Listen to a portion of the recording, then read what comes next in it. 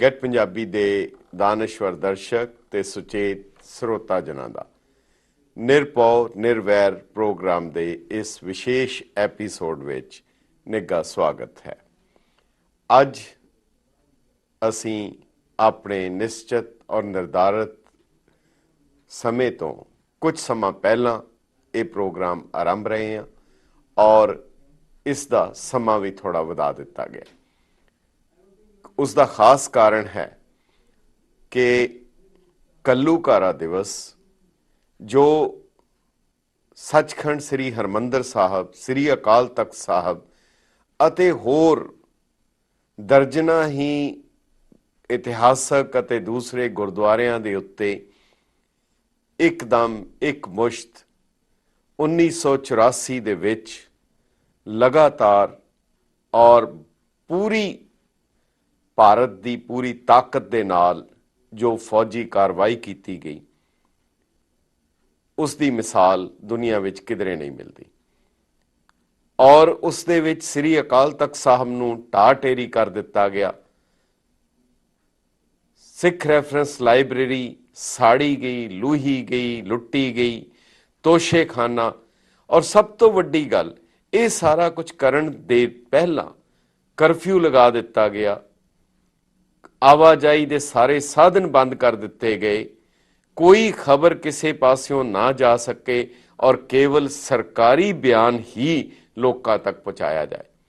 ਔਰ ਉਹ ਜਿਹੜਾ ਪ੍ਰਾਪੇਗੰਡਾ ਕੀਤਾ ਗਿਆ ਸਰਕਾਰੀ ਪੱਧਰ ਦੇ ਉੱਤੇ, ਉਹ ਇਸ ਹਮਲੇ ਤੋਂ ਵੀ ਜ਼ਿਆਦਾ ਦੁਖਦਾਈ ਸੀ। ਇਸ ਤੋਂ ਇਲਾਵਾ ਇੱਥੇ ਹੀ ਬਸ ਨਹੀਂ, ਜਿਨ੍ਹਾਂ ਫੌਜੀ ਅਫਸਰਾਂ ਨੇ, ਜਿਨ੍ਹਾਂ ਫੌਜੀਆਂ ਨੇ ਕਾਰਵਾਈ ਕੀਤੀ, ਉਹਨਾਂ ਦੇ ਕੋਲੋਂ ਕਰਵਾਈ ਗਈ, ਉਹਨਾਂ ਨੂੰ ਵੀਰਤਾ ਦੇ ਚੱਕਰ ਦਿੱਤੇ ਗਏ, ਫੌਜੀ ਅਵਾਰਡਸ ਦਿੱਤੇ ਗਏ, ਪ੍ਰਮੋਸ਼ਨਾਂ ਦਿੱਤੀਆਂ ਗਈਆਂ। ਪਰ ਇਸ ਸਾਰੇ ਦੌਰਾਨ ਇਸ ਤੋਂ ਪਹਿਲਾਂ ਇੱਕ ਵਾਵਰੋਲਾ, ਇੱਕ ਬਹੁਤ ਵੱਡਾ ਪ੍ਰਾਪੇਗੰਡਾ ਸ਼ੁਰੂ ਕੀਤਾ ਗਿਆ। ਕਿਧਰੇ ਵੀ ਕੋਈ ਘਟਨਾ ਵਾਪਰੇ, ਕੋਈ ਕ੍ਰਿਮੀਨਲ ਘਟਨਾ ਵਾਪਰੇ, ਕਿਸੇ ਕਿਸਮ ਦੀ ਕੋਈ ਕਾਰਵਾਈ ਹੋਏ, ਉਸ ਦਾ ਜ਼ਿਕਰ ਇਹ ਕੀਤਾ ਗਿਆ। ਇਸ ਸਾਰੇ ਦਾ ਕੇਂਦਰ ਸੱਚਖੰਡ ਸ੍ਰੀ ਹਰਿਮੰਦਰ ਸਾਹਿਬ ਹੈ। ਇਤਨੀ ਬੁਰੀ ਤਰ੍ਹਾਂ ਉਸ ਦੇ ਬਾਰੇ ਗਲਤ ਪ੍ਰਚਾਰ ਕੀਤਾ। ਪਰ ਉਸ ਸਾਰੇ ਵਰਤਾਰੇ ਦੇ ਵਿੱਚ ਇੱਕ ਸ਼ਖਸੀਅਤ ਐਸੀ ਵੀ ਸੀ, 5 ਦਫਾ MP ਰਹੇ, ਹਾਵਰਡ ਦੇ ਪੜ੍ਹੇ ਹੋਏ ਔਰ ਚੰਦਰ ਸ਼ੇਖਰ ਵਜ਼ਾਰਤ ਦੇ ਵਿੱਚ ਮੰਤਰੀ ਰਹੇ, ਡਾਕਟਰ ਸੁਬਰਾਮਣੀਅਮ ਸਵਾਮੀ, ਜਿਹੜੇ ਕਿ ਬਹੁਤ ਬੇਬਾਕ, ਉਹ ਇਸ ਸਾਰੇ ਪ੍ਰਾਪੇਗੰਡੇ ਦੇ ਬਾਵਜੂਦ ਖੁਦ ਉੱਥੇ ਜਾ ਕੇ ਹਰਿਮੰਦਰ ਸਾਹਿਬ ਵਿੱਚ ਰਹੇ ਔਰ ਲਗਾਤਾਰ 5 ਦਿਨ ਸੰਤ ਜਰਨੈਲ ਸਿੰਘ ਜੀ ਖਾਲਸਾ ਪਿੰਡਰਾਂ ਵਾਲਿਆਂ ਦੇ ਨਾਲ ਉਹਨਾਂ ਨੇ ਆਪਣਾ ਸਮਾਂ ਬਤੀਤ ਕੀਤਾ।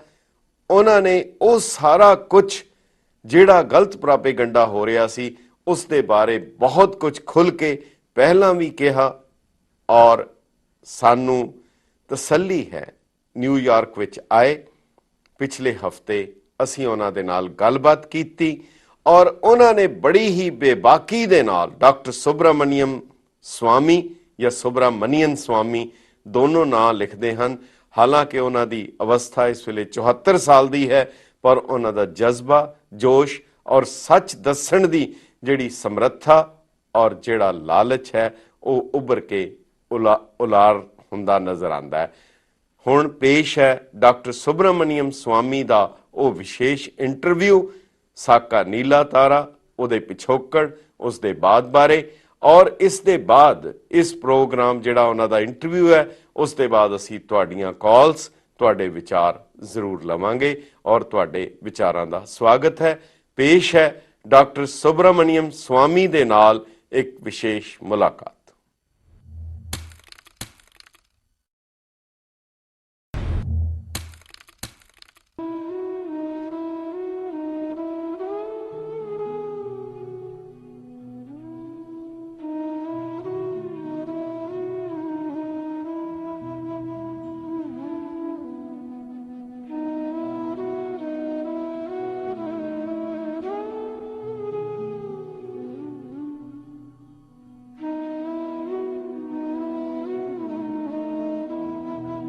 ਗੈਟ ਪੰਜਾਬੀ ਦੇ ਦਾਨਿਸ਼ਵਰ ਦਰਸ਼ਕੋ ਤੇ ਸੁਚੇਤ ਸਰੋਤਾ ਜਨੋ, ਮੈਂ ਗੁਰਚਰਨਜੀਤ ਸਿੰਘ ਲਾਂਬਾ ਅੱਜ ਇੱਕ ਖਾਸ ਪ੍ਰੋਗਰਾਮ ਲੈ ਕੇ ਤੁਹਾਡੇ ਸੇਵਾ ਵਿੱਚ ਹਾਜ਼ਰ ਹਾਂ।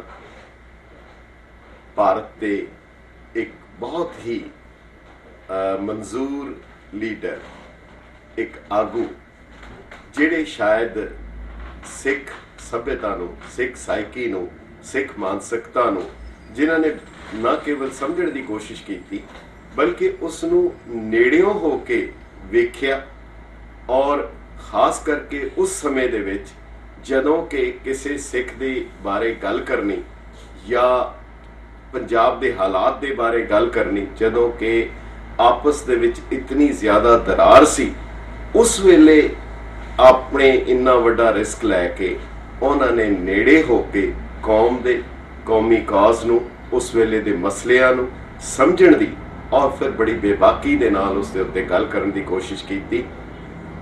ਬਹੁਤ ਹੀ ਸਤਿਕਾਰਯੋਗ, ਜਿਨ੍ਹਾਂ ਦੇ ਬਾਰੇ ਸ਼ਾਇਦ ਇਤਨੇ ਵਿਦਵਾਨ ਔਰ ਪਾਰਲੀਮੈਂਟੇਰੀਅਨ ਔਰ ਇਕੋਨੋਮਿਸਟ ਔਰ ਹਾਰਵਰਡ ਦੇ ਵਿੱਚ ਪੜ੍ਹਾ ਚੁੱਕੇ ਡਾਕਟਰ ਸੁਬਰਾਮਨੀਅਮ ਸਵਾਮੀ ਸਾਡੇ ਨਾਲ ਇਸ ਵੇਲੇ ਮੌਜੂਦ ਹਨ। ਮੈਨੂੰ ਬਹੁਤ ਖੁਸ਼ੀ ਹੈ स्वामी जी ਦੇ ਨਾਲ ਗੱਲ ਕਰਕੇ। स्वामी जी ਤੁਹਾਡਾ बहुत बहुत स्वागत। सत श्री अकाल। सत श्री अकाल।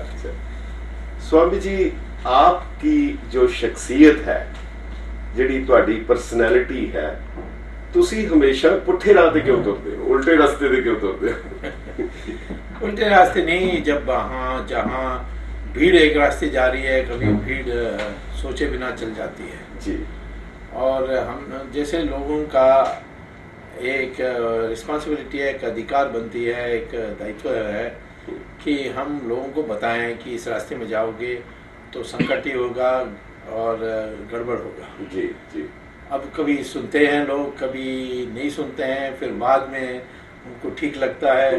तो ऐसे कई विषय हैं। मैंने शुरू में बताया तो लोगों ने मेरे ऊपर गुस्सा हुए, क्या ये बोल रहा है। मैंने पहले कहा था कि सोवियत रशिया का जो इकोनॉमिक मॉडल है देश को चौपट कर देगा। जी जी। हमें बाजारी प्रणाली में जानी चाहिए और लोग जमहूरियत से या लोकतंत्र से वही ठीक से बैठता है। जी।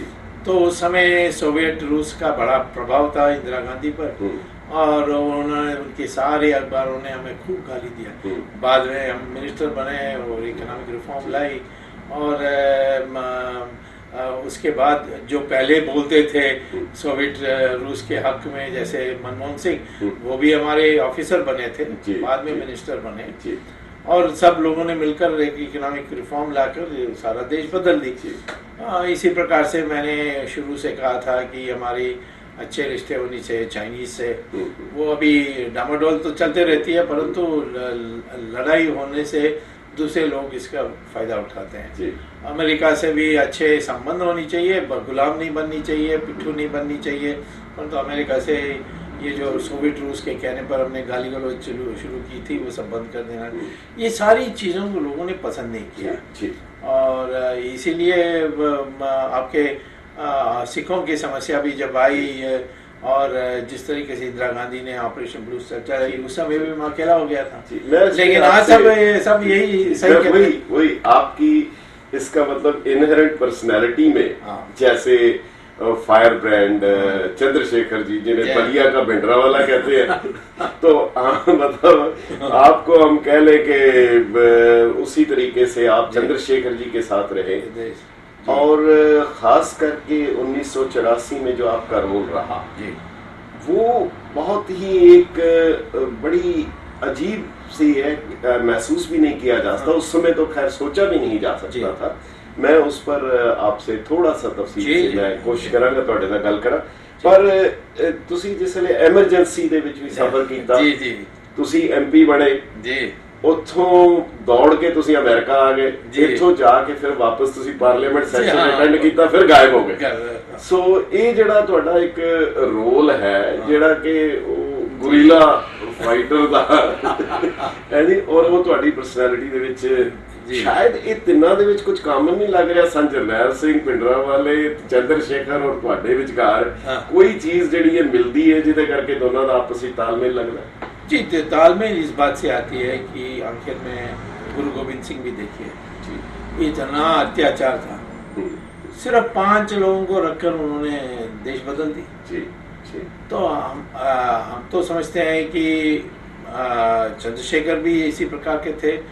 भिंडरावाला की जो लोग ठीक से समझे वो भी ऐसे ही बदल जाते थे। वो ज्यादातर जो मेरी बात उनसे होती थी वो नैतिकता पर होती थी कि कितने सिख गिर गए हैं, खराब हो गए हैं, उनको कैसे सुधारना है, उनको महिलाओं के साथ कैसा अच्छा व्यवहार करना चाहिए, ड्रग को छोड़ देना चाहिए। उनके सारे प्रवचन में यही बात होती थी, लेकिन बाहर रिपोर्ट उल्टा होती थी। तो हम लोग का हमारी बारी थी। और कितनी बार मिले?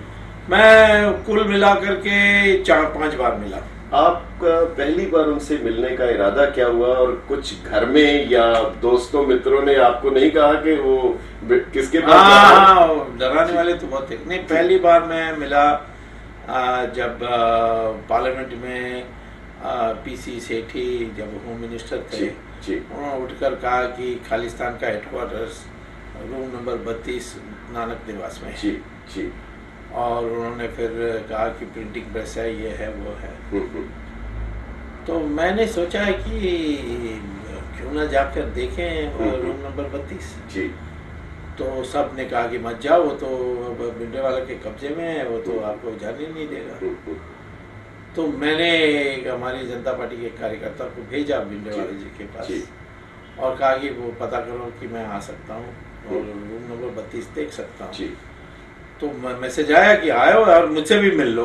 अच्छा। हाँ, तो वो उस समय छत में बैठते थे, गुरु रामदास लंगर। तो फिर मैं गया, बगल की बिल्डिंग थी वो नानक निवास, वहाँ मैं गया। 32 मैं दरवाजा खटखटाया। उसकी वीडियो है, कई दूरदर्शन सब में दिखाया था उस समय। और एक लड़का ने दरवाजा खोला और अंदर देखा एक चारपाई और चाय बनाने के लिए एक ये आग की चुनाव है। तो मुझे आश्चर्य हुआ, कहाँ गया प्रिंटिंग प्रेस, कहाँ गया हथियार, कहाँ गया हेडक्वार्टर्स? ये छोटी सी रूम में हेडक्वार्टर गायब कर दिया रहता। हाँ, गायब नहीं, वो हो भी नहीं सकता, वो फिट भी नहीं हो सकता। तो मैं फिर आया, संत जी से मिला। संत जी ऊपर बैठे थे, तो उन्होंने सबको बताया हमारे इमरजेंसी का। उन्होंने कहा ये बहादुर है, ये शेर है, ये किसी से डरता नहीं है, इमरजेंसी में किसने ये ऐसा क्या वैसा। फिर बैठ के बातचीत हुई। मैंने कहा कि ये सारा रूम नंबर 32 का ये जो झूठ चल रही है, इसको आप खंडन क्यों नहीं करते? कहा कि मैं करते करते थक गया, कोई छापता ही नहीं है, इनका तो दिमाग पहले से बन गया है। तो ऐसे फिर मैंने कहा कि उनसे कि ये जो आप खालिस्तान की बात करते हैं, ये तो मैं नहीं मानता हूँ। उन्होंने कहा कि पहले खालिस्तान क्या ये तो समझो। तो मैंने कहा कि और बताइए। तो उन्होंने कहा कि जहाँ अच्छे लोग स्वच्छ होते हैं, गंदे आदतें नहीं होती है, ये हमारी जो पुराने जो पूर्वज है उनके अनुसार रहते हैं। और यदि सारा हिंदुस्तान में ऐसा नहीं हो सकता तो खालिस्तान में हो जाए। तो फिर उन्होंने कहा कि तो थोड़ा विचार की, और पंजाबी में इतना तो समझ में आती थी। मैंने कहा कि आप पूरा हिंदुस्तान को ले लीजिए, आप सिर्फ खालिस्तान सारा सिख तो हिंदुस्तान को आज़ाद किया। गुरु टेक बहादुर को अपना गला देने के लिए कोई जरूरत ही नहीं थी, वो तो दूसरा धर्म का सवाल था। उन्होंने क्या नहीं अत्याचार सहन किया। तो वैसे ही आप भी सारा हिंदुस्तान के लिए करिए। तो उन्होंने कहा कि आप हिंदू हैं, अच्छा आप तो बाल काट लिया, आपकी और तो देखो चोटी नहीं है। आपसे बोला कि आपकी चोटी का फिर उसने दीवार पर शिव भगवान का फोटो था, उसको उतार के देखो देखो ऐसा है, उनका बाल देखो कैसा है, ऐसे क्यों नहीं है। तो मैंने कहा कि अब फैशन बदल गई है, ठीक है, हाँ, बट ऐसा नहीं बदलना चाहिए जो हमारे पूर्वज को भूल जाएं। तो ये शुरू में यही बात हुई। फिर उनका आते रहिए, जब भी आएंगे तुम्हारे लिए रास्ता साफ है। मैं तुम्हारी साहस को, तुम्हारी करेज को बहुत मानता हूँ, तो आप आइए। और फिर ऐसे ही 2-3 और बार आया मैं। फिर उनको वो जाकर अकाल तख्त में रहने लगे। जी जी जी। तो धीरे धीरे माहौल बिगड़ते गया, क्योंकि हत्या होते थे और ये कहते थे कि हमारे लोगों ने नहीं किया। जी जी। आप इंदिरा गांधी कुछ भी कर सकती थे। एक दिन मुझे बहुत आश्चर्य हुआ, मैं एक डिप्लोमेटिक पार्टी में गया जी। तो रशियन एम्बेसडर थे, उन्होंने मुझे देखकर कहा कि आप तो वहाँ गोल्डन टेम्पल गए जी और आपने ये भिंडरावाले से मिले जी, संत जी से, तो आपको पता है वो क्या कर रहे हैं? मैंने कहा आप बताइए क्या कर रहे हैं? उनका पूरा रिश्ता CIA के साथ है। अच्छा, ये रशियन एम्बेसडर। हाँ जी। सारा रिश्ता CIA के साथ है जी। और वो यानी देश को तोड़ने चाहते हैं, पाकिस्तान को मदद करनी चाहते हैं जी।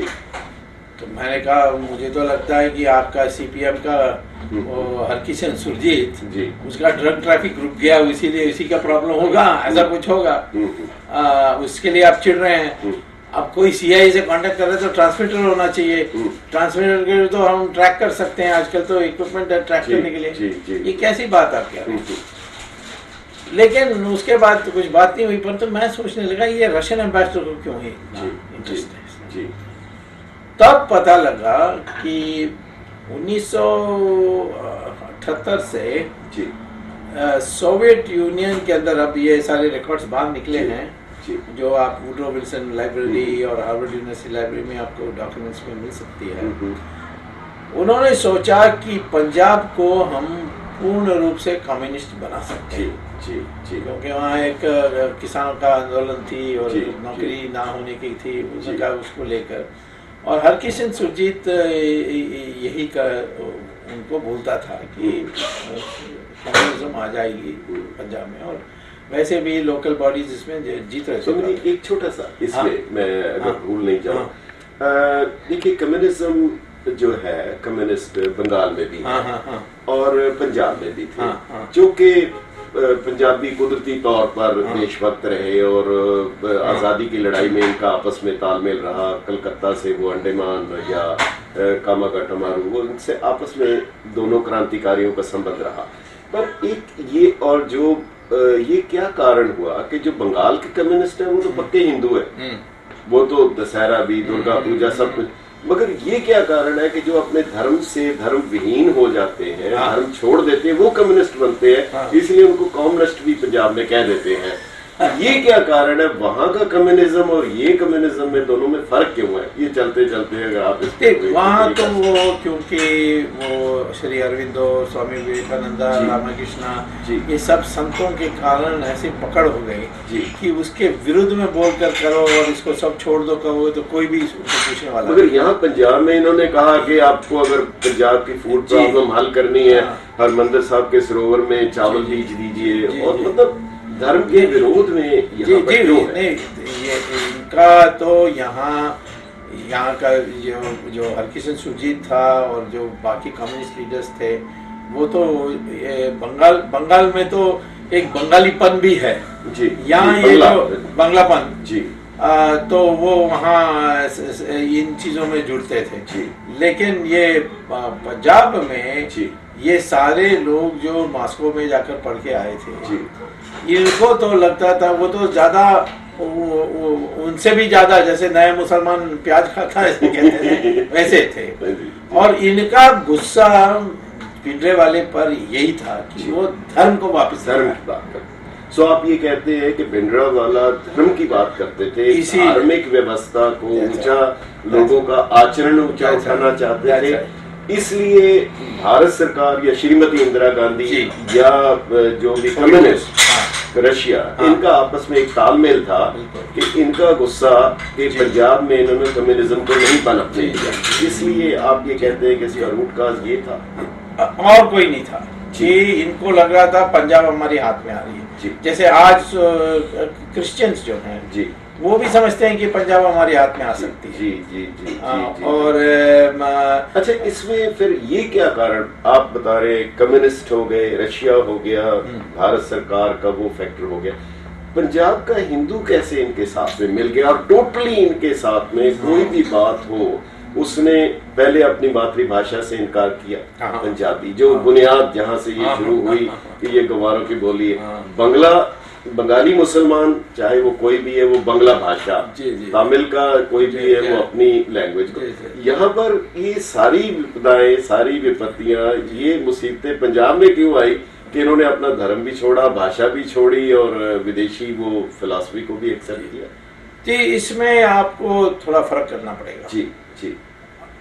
पंजाब केसरी का एडिटर वो तो कोई व्यक्तिगत हिंदूवादी हो सकते थे जी, लेकिन उनको एक दिमाग में ये बात चढ़ गई थी कि किसी हालत में हिंदुओं को इकट्ठा करना चाहिए जी। और मेरे पर तो सबसे ज्यादा वो कटाक्ष करते थे। जी जी जी।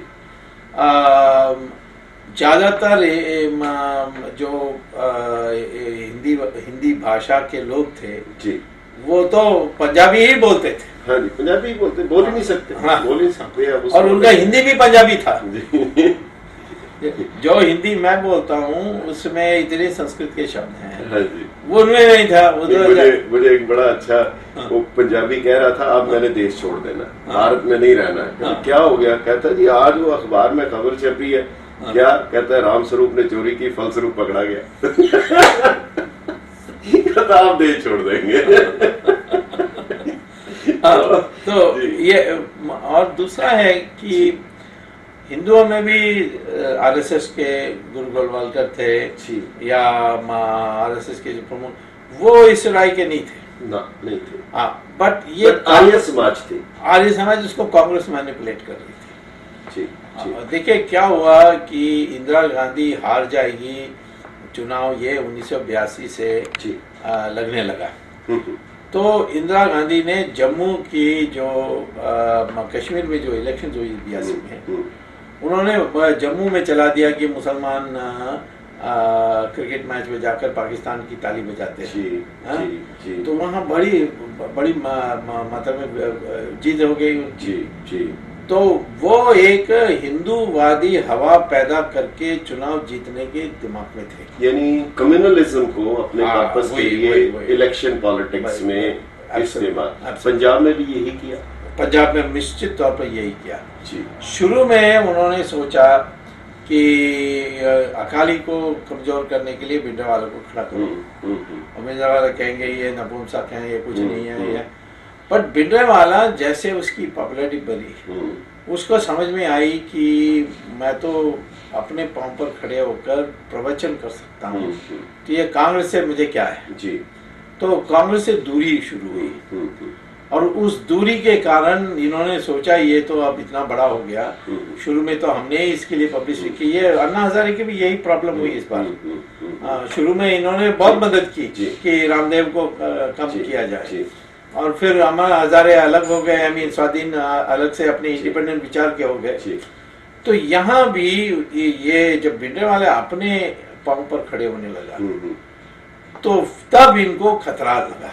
पर स्वामी जी, ये जो भिंडरावाले जो टकसाल है, इनके पहले संत करतार सिंह भिंडरावाले थे, और जिनका धार्मिक, बेसिकली तो ये धार्मिक एक टकसाल है, धर्म से तल्लक है। किसी व्यक्ति विशेष की तारीफ करनी पार्टी लेवल से ऊपर उठ के करते थे, पर कभी किसी पार्टी को सपोर्ट कभी नहीं किया। मगर वो ये एक चीज ये भी मानते थे कि जो अकाली दल है ये हमारा बुनियाद है, इसको खींचो तोड़ो मत। उनका ये बार बार था। इमरजेंसी के दौरान भी जब पंजाब, सारे भारत में इमरजेंसी लगी, बीजेपी के, जनसंघ के सभी हरमंदिर साहब में गए, सब कुछ हुआ, मगर संत करतार सिंह भिंडरावाले ने 75 जुलूस निकाले वहां से, अनंतपुर साहब से लेकर के और आखिर तक। तो ये तो कभी कांग्रेस किसी इंडिविजुअल की सपोर्ट करनी अलग, मगर ये जो प्रचार एक किया कि कांग्रेस के एजेंट हैं, ये कैसे नहीं, ये तो अब उनके आखिर में संत भिंडरावाले की उम्र तो बहुत कम थी। जी बिल्कुल, होती कम है, सियासी में उनका उतना तजुर्बा भी नहीं, धार्मिक थे। तो उनको जैसे समझ में आई वो इंडिपेंडेंट हो गए। ये सोच रहे थे इनको उपयोग कर सकते हैं, क्योंकि दमदमी टकसाल एक शुरू से एक इंडिपेंडेंट टाइप बिल्कुल शुरू से रहे। हाँ तो मैं समझता हूँ कि ये इनको भय हो गया जब ये इतनी बड़ी शक्ति के रूप में आई। मैं आपको एक घटना बताता हूँ।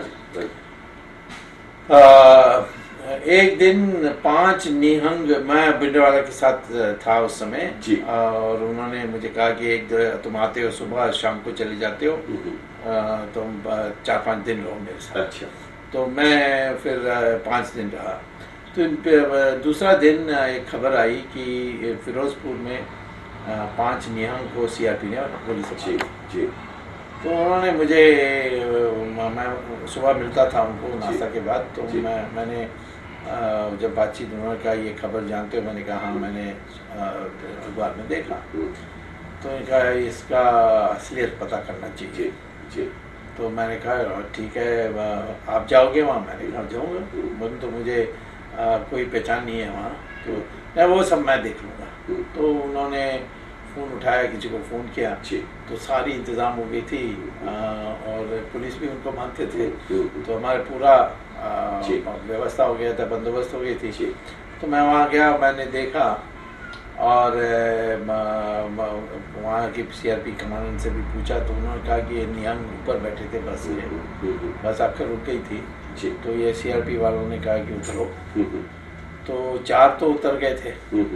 एक उतरते समय उसको गुस्सा आया, तो उसने सिर्फ वो जो हाँ उसको उठा के ऐसा दिखाया बस, उसमें इन्होंने 5 को मार दिया। क्योंकि पुलिस वाले भी, सीआरपी भी उस समय घबराती थी कि कौन हमें किसी को पता नहीं था वास्तव में कि कई ऐसे जो बंदूक चलाने वाले लोग थे, वो ड्रग डीलर्स थे, ये थे दुनिया भर। बट एनीवे ये हो गया। तो मैं जब वापस लौटा तो उन्होंने पूछा क्या हुआ, तो मैंने ये बताया।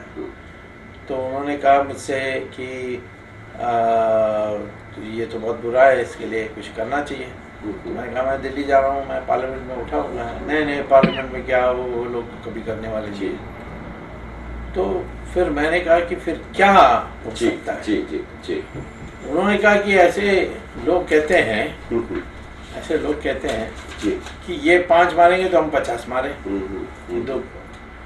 तो मुझे तो ऐसे भी किसी डर नहीं है ना। मैंने कहा बेटे संत जी, मैं तो एक हिंदू आपके सामने बैठा हूँ, मुझे पहले मार दो। तो हंसने लगे, अरे कैसी बात करते हो आप? कई बातें ऐसी जो चलते हैं, मैंने आपको बताया जी। मैंने नहीं कहा कि मैं ऐसा कर रहा हूँ। तो मैंने कहा कि आप मासूम हिंदू को मारने के पक्ष में नहीं है? इसलिए बिल्कुल नहीं, ये तो हिंदू हम वहीं से आए जी। तो ये बात यानी प्रचार में नहीं आती थी जी। अच्छा, परंतु उल्टा करते थे। जैसे मैं एक बार गया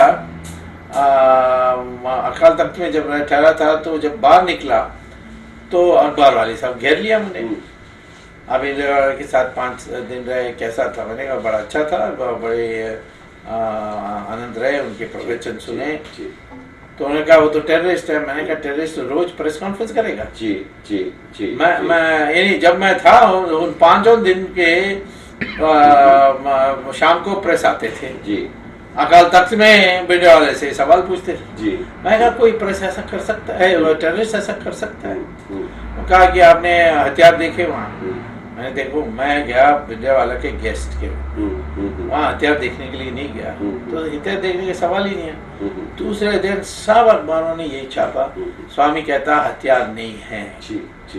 और हाँ, क्योंकि वो खुद पहनते थे तो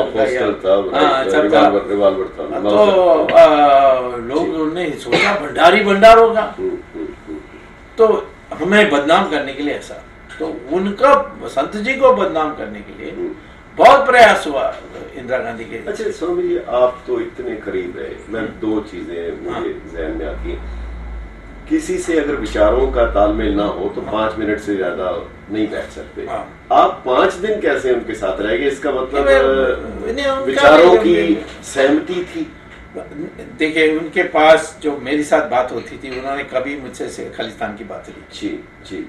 और मैंने कहा एक ही दिन नहीं, खालिस्तान तो उस समय खैर मुद्दा नहीं था। ये एंटी हिंदू, किसी दूसरी कम्युनिटी के खिलाफ, निर्दोषों को मारने के खिलाफ, आचरणहीनता की कोई बात आपने, कोई मुंह से अपशब्द या गाली को भी, मेरा ख्याल है नहीं, वो तो जैसे गुस्से में वो तो हंसते थे जी। वो तो वास्तव में उनका जो और समय रहते तो पूरा संत बन जाते जी जी।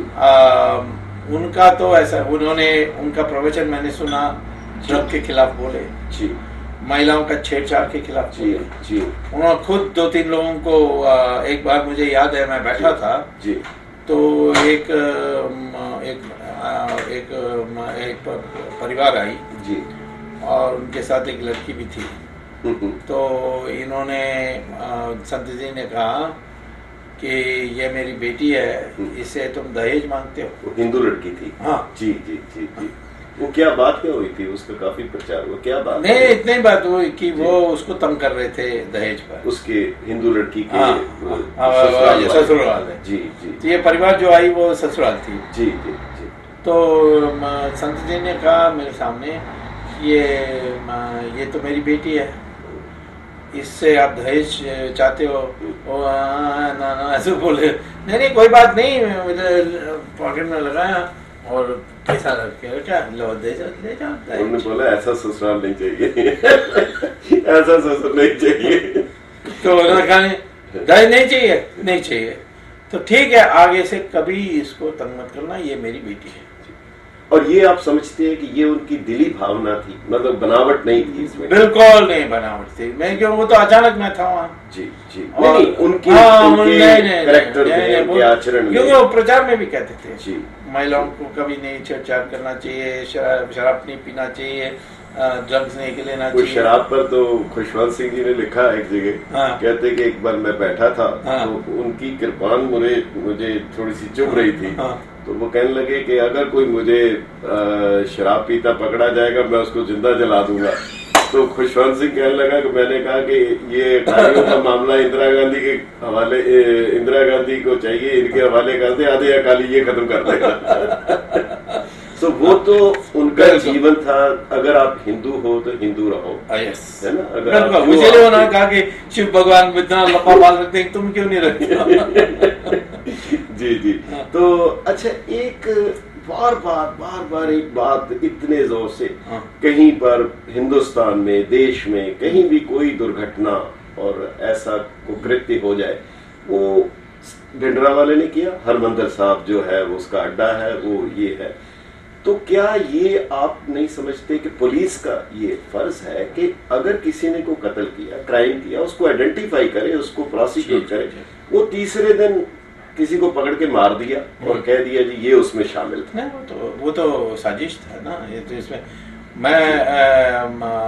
मैं बता रहा हूँ कि जब मेरे साथ ये हो सकता है कि मैंने कहा कि हथियार नहीं है, जब मैंने कभी नहीं कहा, और जब मैं खंडन देता हूँ उसको छापते नहीं है जी, इसके माने इनका मंशा बन गया था इसको बदनाम करने के लिए जी। और मैं आपको कहता हूँ वास्तव में भिंडरावाला और 15-20 साल जिंदा रहते तो वो बिल्कुल एक संत बन जाते और पंजाब को बिल्कुल शुद्ध कर देते। और जिन लोग वो नहीं चाहते थे, जैसे कम्युनिस्ट लोग थे, सोवियत यूनियन नहीं चाहती थी क्योंकि वो कम्युनिज्म के खिलाफ बोलते थे।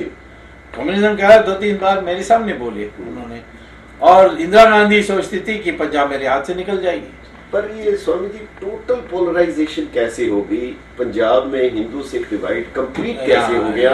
और जो आज तक इस इशू पर, भिंडरावाला इशू पर आज तक भी है, उनके लिए एक ही नजरों में भिंडरावाला, जैसे बीजेपी वाले आज भी अगर उनका नाम भी अगर आ गया उनकी याद में, तो उस पर भी इतना आक्षेप और इतना हो रहा है।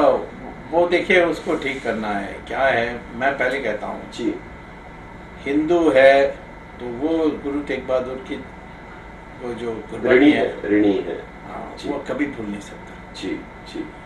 गुरु गोविंद सिंह का नहीं भूल सकता जी जी। पार्टीशन में जो सरदारों ने किया जी, कोई नहीं भूल सकता। सेनाओं में सबसे आगे वो 65 में, 71 में, हर समय कभी भी।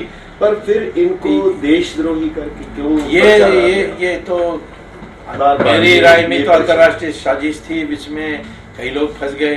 अब हो सकता है कि बीजेपी ने सोचा होगा कि हिंदुओं को इकट्ठा करके हम हिंदुओं का बन जाएंगे अब गैर समझ थी, मैं नहीं जानता, परंतु मैंने उस समय स्टैंड लिया और आज मैं ये कहता हूँ कि ये स्टैंड ही करेक्ट है। जी स्वामी जी, ये जो जैसे चंद्रशेखर जी का हाँ। ये बहुत ओपनली था जी, जी। कि इंदिरा गांधी एक चुनाव जीतना चाहती थी, हाँ। उसलिए उन्होंने हिंदुओं की भावनाओं को भड़काया और फिर ये ब्लू स्टार ऑपरेशन किया। जी। आप इसमें कहाँ तक, आपके क्या विचार हैं? नहीं, हिंदुस्तान ऑपरेशन ब्लू स्टार तो चुनाव में जीतने का फायदा होगा, वो उसमें एक कारण हो सकता है, पर मुख्य कारण था कि ये सोवियत रूस का आइडिया था कि ये है जो हमारी की हिंदुस्तान की रीढ़ की हड्डी, जी जी, इसको तोड़ना है।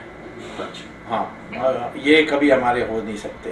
अच्छा, ये सब अपने मेहनत से खड़े होने वाले लोग हैं, धार्मिक लोग हैं, हाँ, बेसिकली धार्मिक लोग हैं, अपने मेहनत से करने वाले हैं, और एक भी भिखारी आपको सरदार नहीं मिलेगा।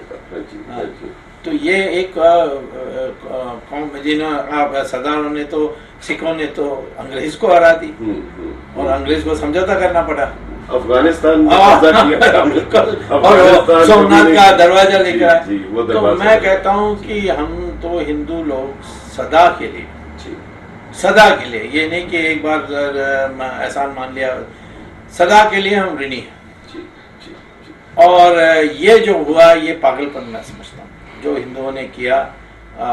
मुझसे मैं पूछता था, जब भिंडरेवाला कहते हैं कि दुकानों का जो शराब की है आसपास उसको हटाने में इसमें आपका क्या जाता है, उस पर गुस्सा होते थे मुझसे। परंतु आरएसएस में ये फीलिंग नहीं था। पता नहीं बीजेपी में उस समय जनसंघ थे ये क्यों फील आया, नहीं बीजेपी आ गई थी, अब बीजेपी का था, पता नहीं क्या था, अब हो गया है। मैं तो आगे के लिए देखता हूँ। मैं आपको बता रहा हूँ एक घटना जो किसी को नहीं पता है। मुझे ज्ञानी जी ने बुलाया था, ज्ञानी जैन सिंह, हाँ ज्ञानी जी राष्ट्रपति थे, उन्होंने बुलाया था अप्रैल में, नहीं हाँ अप्रैल में मैं होकर आया था, तो उसके तुरंत बाद बुलाया, उसने कहा नहीं इसमें सॉरी मई 15 को बुलाया था और कहा था कि तुम इंदिरा जी से मिलो। मैं कहा मैं कि क्या बात हो गई, तो उन्होंने कहा कि उसको समझाओ कि ये आर्मी भेज के कुछ नहीं होने वाला है और आप समझा सकते हो, वो आपको इमरजेंसी में आप उसके विरुद्ध में लड़े। इसका मतलब उन्हें पहले से पता था? जरूर पता था, वो तो प्लानिंग थी, ये ब्लू स्टार प्लान था, ब्लू स्टार प्लान था। कितना पहले से प्लान था ये तो मुझे लगता है फरवरी में प्लान हो गया था, फरवरी में, क्योंकि जो कहते हैं चक्राता में एक पहले इन्होंने मॉडल भी बनाया, हो सकता है वो मैं जानता नहीं, बट ये प्लानिंग हुई थी। और एक और स्वामी जी, उस समय के जो आर्मी का सर्कुलर था बातचीत में निकला, उस बातचीत सर्कुलर में ये लिखा था कि पंजाब में टेररिस्ट ने टेक ओवर कर लिया है, जो कि औरतों की इज्जत और ये सब भी इल्जाम है, और उनकी पहचान दी थी जो टेररिस्ट हैं वो पीला पटका पहनते हैं, अमृतधारी हैं, ये ऑल आर अमृतधारी। ये भी क्या पागलपन है, ये एक बहुत सोची समझी साजिश के तहत नहीं, ये तो देखिए हुक्म आर्मी को दिया होगा, ये तो सोवियत रूस का इन सब का था। मैं आपको बता रहा हूँ ये जो मैं फिर जाकर इंदिरा जी से मैंने उनको कहा, अच्छा कि मैं तो सुन रहा हूँ कि आप भेजने वाले हैं। ओके, अच्छा। और मैंने उनको एक घटना सुनाई थी। मैंने भिंडरेवाला ने एक दिन मुझसे कहा कि ये बीवी जी से मेरी बात करा दो। अच्छा हाँ, तो मैंने कहा वो तो आपसे बात नहीं करेगी। उन्होंने कहा क्यों? मैंने कहा आप पिस्तौल लगाए हुए हैं, वो आपका कारतूस लगी हुई है, वो देख के डर जाती है। मैंने थोड़ा मजाक में ये कहा। उन्होंने कहा ये कैसा? वो तो यासिर अराफात आया तो उसके पास पिस्तौल था, उसने तो गला लगा दिया उसे। जाके बोलो, बट मैं पहुंच नहीं सका उनके पास और इंदिरा जी का। बट इसके बाद मैंने उनको बताया कि वो तो बातचीत के लिए तैयार है, वो रोज प्रेस कॉन्फ्रेंस करता है, इसको टेररिस्ट कहना मूर्ख है। मुझे लगता है ये बूटा सिंह भी थोड़ा भड़का रहे थे। तो इंदिरा गांधी को भड़का रहे थे। या तो सोचा होगा इंदिरा गांधी ऐसे सोच रहे तो हाँ मिला। सोनिया गांधी भी कह रही थी इंदिरा गांधी को सरदार सब दुनिया भर में है, और यदि ये इसके बारे में कुछ नहीं करोगे, तो सोवियत रूस की थी, सबको पता है। उनके पिताजी तो केजीबी के लिए काम किया, इसने केजीबी से पैसा लिया था। तो वो कह रही थी मैं बच्चों को लेकर चली जाऊंगी। जी जी जी। तो ये सारे लोग लगे हुए थे। तो मैंने इंदिरा जी से कहा कि ये मत करिए, क्योंकि ये सिखों का आप मंशा जान लीजिए। कोई होगा उनके साथ अन्याय तो वो सब छोड़ देंगे, पर आपको नहीं छोड़ेंगे। ओके। मैंने कहा वो उद्धम सिंह का मैंने दिया वो। अच्छा। हाँ आपने बोला? हाँ बोला। मैंने कहा वो नहीं छोड़ेगा, और उनका कैरेक्टर ये है। तो ये मत करिए, ये आर्मी कुछ नहीं होगा, सारा एक स्कार बन जाएगा, जीवन भर हम लोगों को इसमें सर झुकाना पड़ा। तब उसने मुझसे कहा कि तुम राजीव से बात करो। मैंने कहा राजीव से मैं क्यों बात करूं? वो तो प्राइम मिनिस्टर नहीं है, आप प्राइम मिनिस्टर हैं। अब उसमें रुक गया था। बट अगस्त 1984 जी लास्ट सेशन ऑफ पार्लियामेंट था, वो मुझे कॉरिडोर में मिल गई इंदिरा जी पार्लियामेंट के। जी। तो उसने मेरे बाजू को पकड़ के कहा तुम्हारी बात सही निकली, वो मुझे नहीं छोड़ेंगे। अच्छा, उनको एहसास हो गया था। उसको नहीं पता था कैसा होगा, बट उसने ये कहा मुझे नहीं छोड़ेंगे मुझे। और धवन खड़ा हुआ था उस समय। पहले उसने मुझसे, इंदिरा जी ने कहा कि आप दिल्ली में होते नहीं है। मैंने कहा कि नहीं, वो फिर धवन ने कहा नहीं, कभी वो इजराइल चले जाते हैं, कभी अमेरिका चले जाते हैं। मुझे लगता है कई लोगों का आइडिया था कि मुझे इंदिरा से मिलने नहीं देना है। जी। वैसे आप जब उनके हाव भाव देखे, हाँ, आपको एक साइकोलॉजिकली कैसी उनकी फीलिंग लगी? फियरफुल थी या चिंतित थी या कैसा लगा? उलझन में थी, यानी कंफ्यूज थी। और आखिर में अगस्त में उसको लगा कि एहसास हो गया था कि गलती हुई है, बहुत बड़ा गलती। क्यों? मिलिट्री ने कहा कि कोई नुकसान नहीं होगा। ये सुंदर जी ने कहा ये तो सब लड़के हैं, ये क्या मैं 5 मिनट में ठीक कर दूंगा। जी जी। हाँ, और उल्टा उनको जाकर अकाल तक कोई तोड़ना पड़ा। आप जिस समय ये ब्लू स्टार हुआ, आप कहाँ थे उस समय? मैं उस समय बैंगलोर में था। अच्छा। और भिंडेवाला जी का फोन आया था मेरे पास संस्थी का। अच्छा। जून 2 को जी, कि तुसी कब आओगे इधर, बातचीत करनी है। तो मैं उनको ये कहता था, देखिए संत जी, स्टेट जो होती है सरकार, ये एक बार दिमाग बना लेगी हिंसा करने के लिए, जी, फिर कोई हद नहीं होता उसमें। जी, जी। उसमें कभी मत जाइए। गांधी जी ऐसा करते थे, वो उतना दूर नहीं जाते थे। वो समझौता करते, समझौता बातचीत में शुरू करते, बात करके, तो आप करते रहिए जी। मगर वो नहीं कर सकते। वो उस समय नहीं कुछ नहीं होगा, ऐसा नहीं करेंगे, उनको पूरा यकीन था। उनके संत भिंडरावाले के मन में कभी आपको आर्मी, फौज, देश की ताकत, कभी डर भी उनके अंदर महसूस? नहीं, डर नहीं, बिल्कुल नहीं था। बट वो ऐसा गोल्डन टेम्पल के अंदर हिंदुस्तान की ही सेना आएगी, कभी नहीं सोचा। उन्होंने नहीं सोचा था। मैं कहता था ये होगा, आपको था कि जाएगी, बिकॉज ये मुझे सोवियत रूस का जो देख कर आपका नजरिया उस उससे है, क्योंकि ये सोवियत रूस का तो जब मरना जिंदा का सवाल था कि ये जम जाएगा तो फिर कभी भविष्य में। तो स्वामी जी, जो ब्लू स्टार के ऊपर जो इन्होंने व्हाइट पेपर सरकार ने निकाला, वो कितना झूठ है, कितना उसमें कुछ रत्ती भर मैंने उसको पढ़ा ही नहीं है, क्योंकि मैं जानता हूँ मेरे बारे झूठ बोलेंगे तो उसमें क्या क्या लिखेंगे। मैं तो आपको ये वादा करता हूँ कि जब चंद्रशेखर बने तो उन्होंने कहा कि भाई देखो अभी मत खोलो, हम अभी आए हैं और राजीव गांधी की मदद से आए हैं, तो उसकी माँ की आएगी तो और हमारी सरकार गिर गई तो नहीं है। मैं तो कहता हूँ कि आज भी कोई एक स्थिर सरकार आएगी, उसमें हम होंगे तो इसको एक जैसे न्यूरनबर्ग बनाई वैसे बनाएंगे। हाँ, रिस्पॉन्सिबल फिक्स होना है। वो लोग मर गए भी तब भी उनको उनका ऐलान। स्वामी जी, ये जो ब्लू स्टार हुआ, मतलब बाकी चीजें आप रशिया ने किया, जो कुछ किया, वो एक जब आप कह रहे हैं जब एक क्रॉस कर जाती है फिर सीमा नहीं होती, जैसे वो इजराइल वाले भी कहते हैं कि जो लिमिट है वो औरत के लिए है, फौज के लिए नहीं है, तो फौज के लिए कोई लिमिट नहीं है।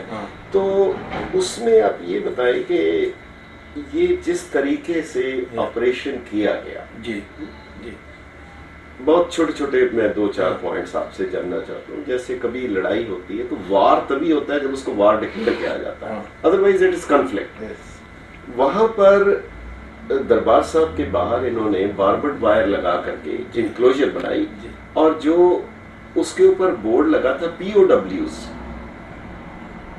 ये इस तरीके के।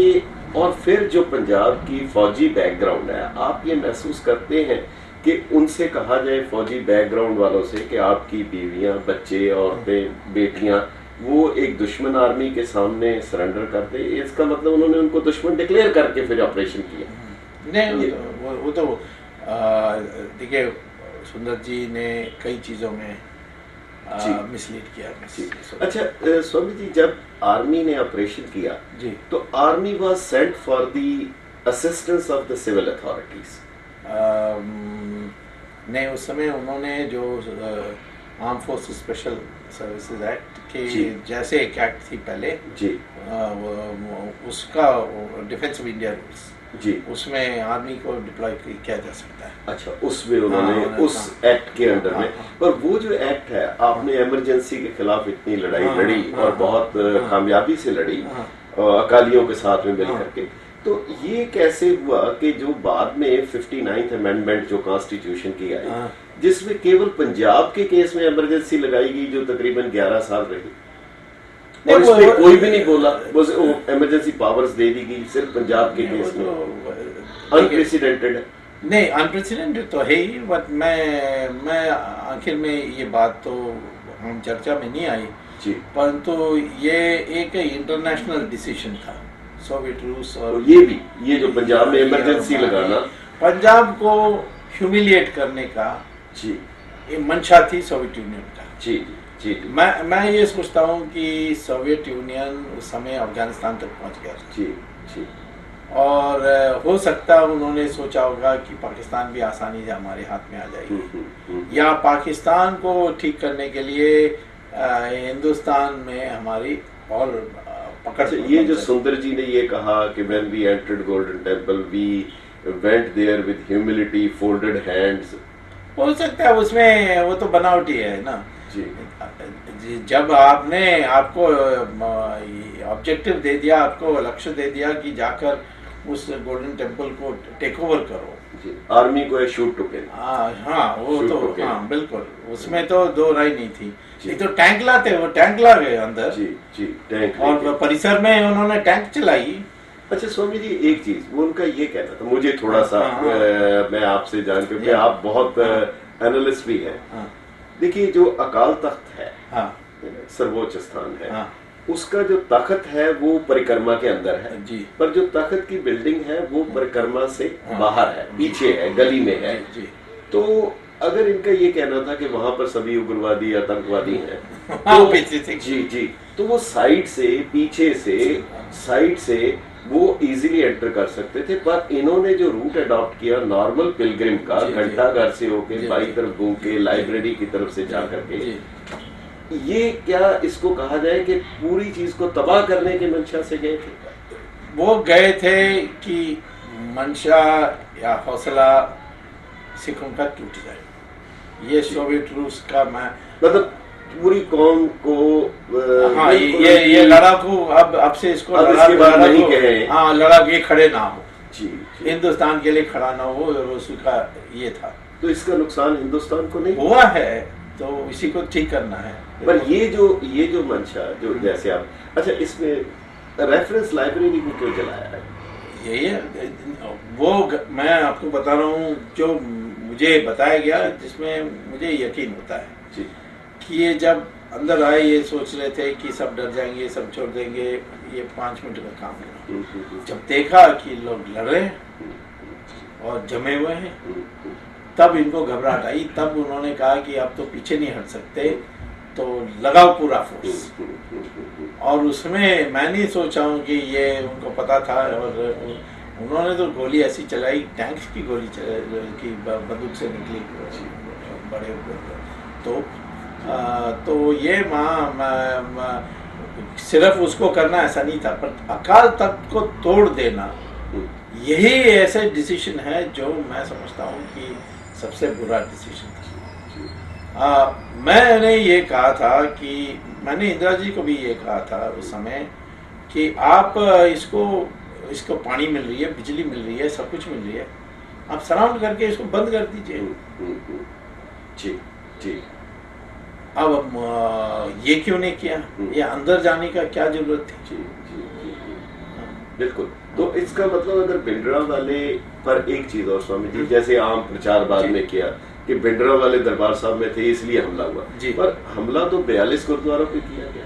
नहीं वो तो है ही नहीं, बाकी सभी गुरुद्वारों पे किया, क्योंकि वो सब में भिंडरे वाले के चेले होंगे ऐसा सोचा होगा। मैं नहीं जानता हूँ ये डिसीजंस कैसे लिए गए, पर मैं सोचता हूँ कि कहीं और सोचा होगा।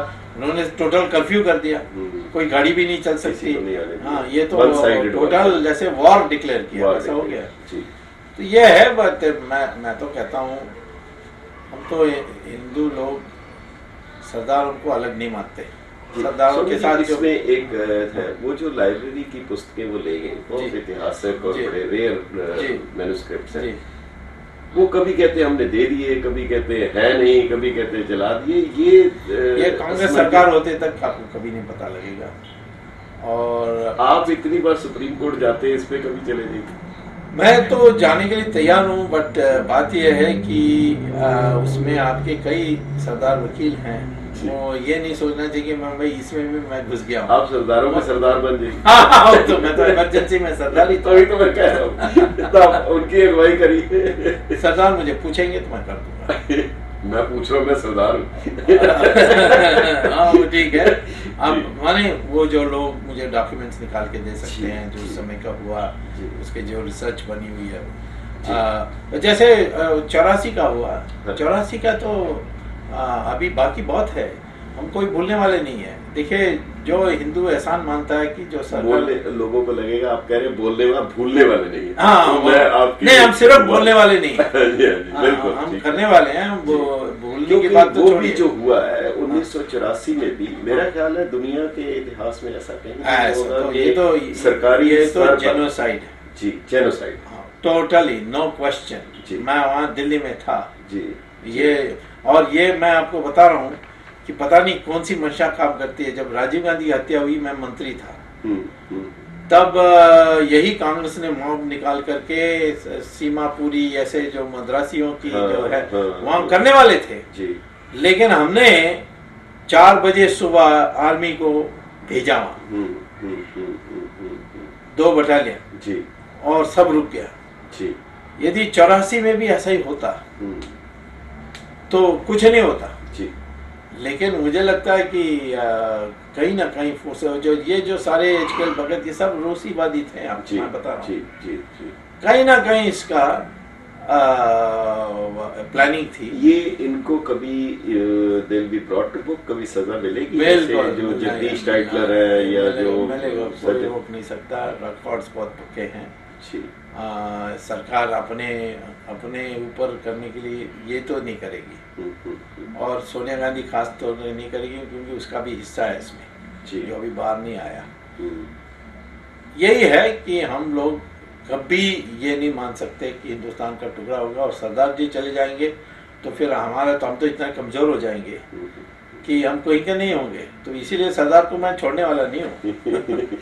तो आप अलग भी होने जाएंगे तो पकड़ के रखूंगा। तो वो जो कहते हैं कि राजीव गांधी का ये स्टेटमेंट बहुत मशहूर हुआ कि जब बड़ा पेड़ गिरता है तो धरती। मैं इस पे कुछ दूसरा पूछना चाहता था कि आज तक दुनिया में कभी नहीं हुआ कि पेड़ गिरे धरती हिलने लगे। धरती के हिलने से तो पेड़ गिरते हैं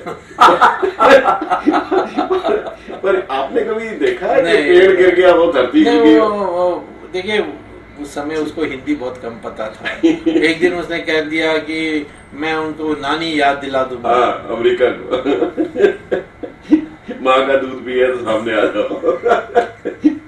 जी जी। तो मैं उनको अच्छी तरह जानता था राजीव गांधी को जी। और वो बहुत दुखी थे, इसीलिए उन्होंने लॉन्गेवाल पैक्ट में भी करते समय जी। उन्होंने कहा भी था कि भारत माता जीत गई, हम हार गए, कोई हर्जा नहीं। वो समय उनका मंशा था करने के लिए, मैं नहीं जानता। मुझे नहीं लगता है कि उनको जानते हुए कि वो कभी कहेगा कि जाकर इतने मारो, लोगों को मारो। मैं ज़्यादा समझता हूँ कि ये जो राजनीति में बड़े सालों से रहे हुए सोवियत रूस के पक्ष में थे, उनका दिमाग कोई चला होगा। बट इसकी जो है वो एक सच्चा हिंदू कभी भूल नहीं सकती। अच्छा, अब जो ब्लू स्टार के नेचुरली कुदरती तौर पे जैसे आप बता रहे हैं, सर जरनैल सिंह जी भिंडरांवाले वो एक धार्मिक व्यक्ति थे, धार्मिक मंशा पूरे करते हुए हरमंदिर साहब की राखी के लिए, रक्षा के लिए वो लड़े। तो उससे पहले उस कम्प्लेक्स में बाबा दीप सिंह, बाबा गुरबख्श सिंह, उनकी यादगार बनी, जिनका भी वही इतिहास है बिल्कुल। तो इनकी अगर यादगार बनती है तो उसमें क्या कोई इतिहास लगता है?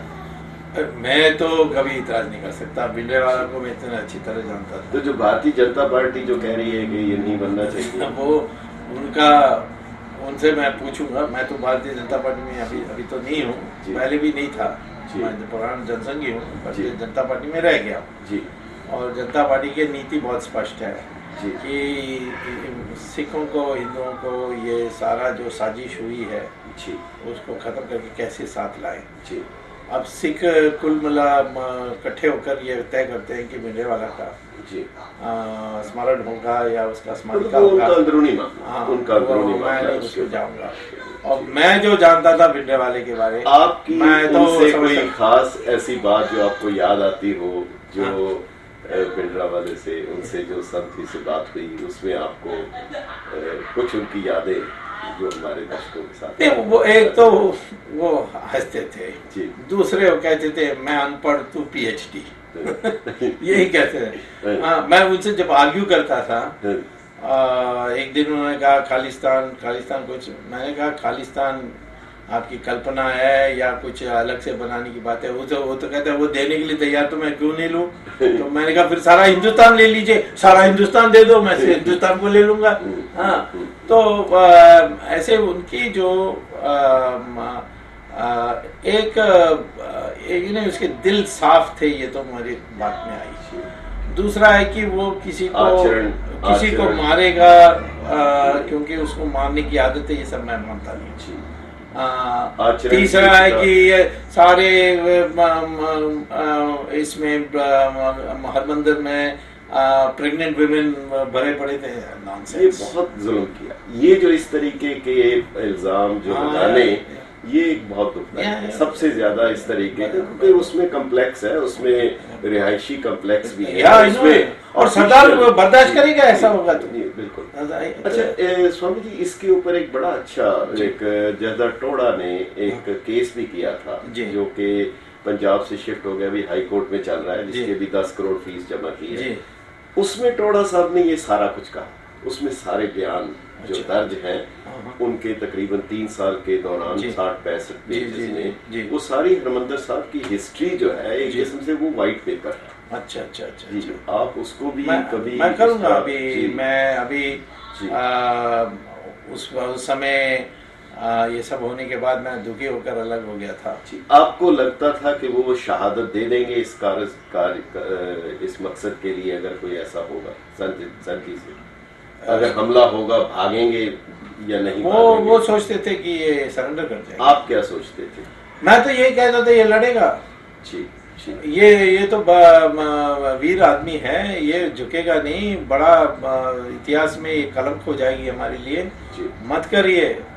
वो सुंदर जी तो इंदिरा को कहता था नहीं ये तो बच्चे हैं, लड़के हैं, कुछ नहीं जानते। उनकी जिस दिन वो ये खबर आई शहीद हो गए या हुआ, आपके क्या फीलिंग थी उसमें? वो दुखी था, जाने के लिए सोच रहा था, बट सरकार ने उसको नहीं दिया जी।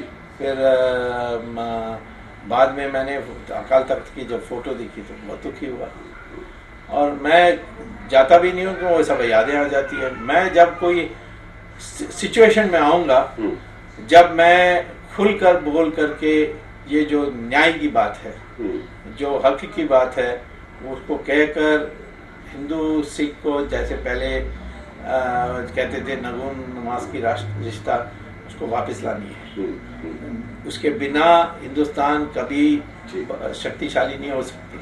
आपको ये महसूस होता है पंजाब के हिंदू की सोच में कोई तब्दीली नजदीक भविष्य में आएगी? कोई इसको साफ बोलना पड़ेगा। नहीं, अभी तक तो नहीं आई, अभी आएगी। देखिए, मैं क्या फर्क पड़ता है उन पर आई कि नहीं। मेरी बातों में तो वो पहले तो मुझे बहुत गाली देते थे कि तुम भिंडरावाला के साथी थे। ये आप नहीं कहते, मुझसे उल्टा कहते हैं कि आपके हाथ में है इन दोनों को एक करने के लिए। और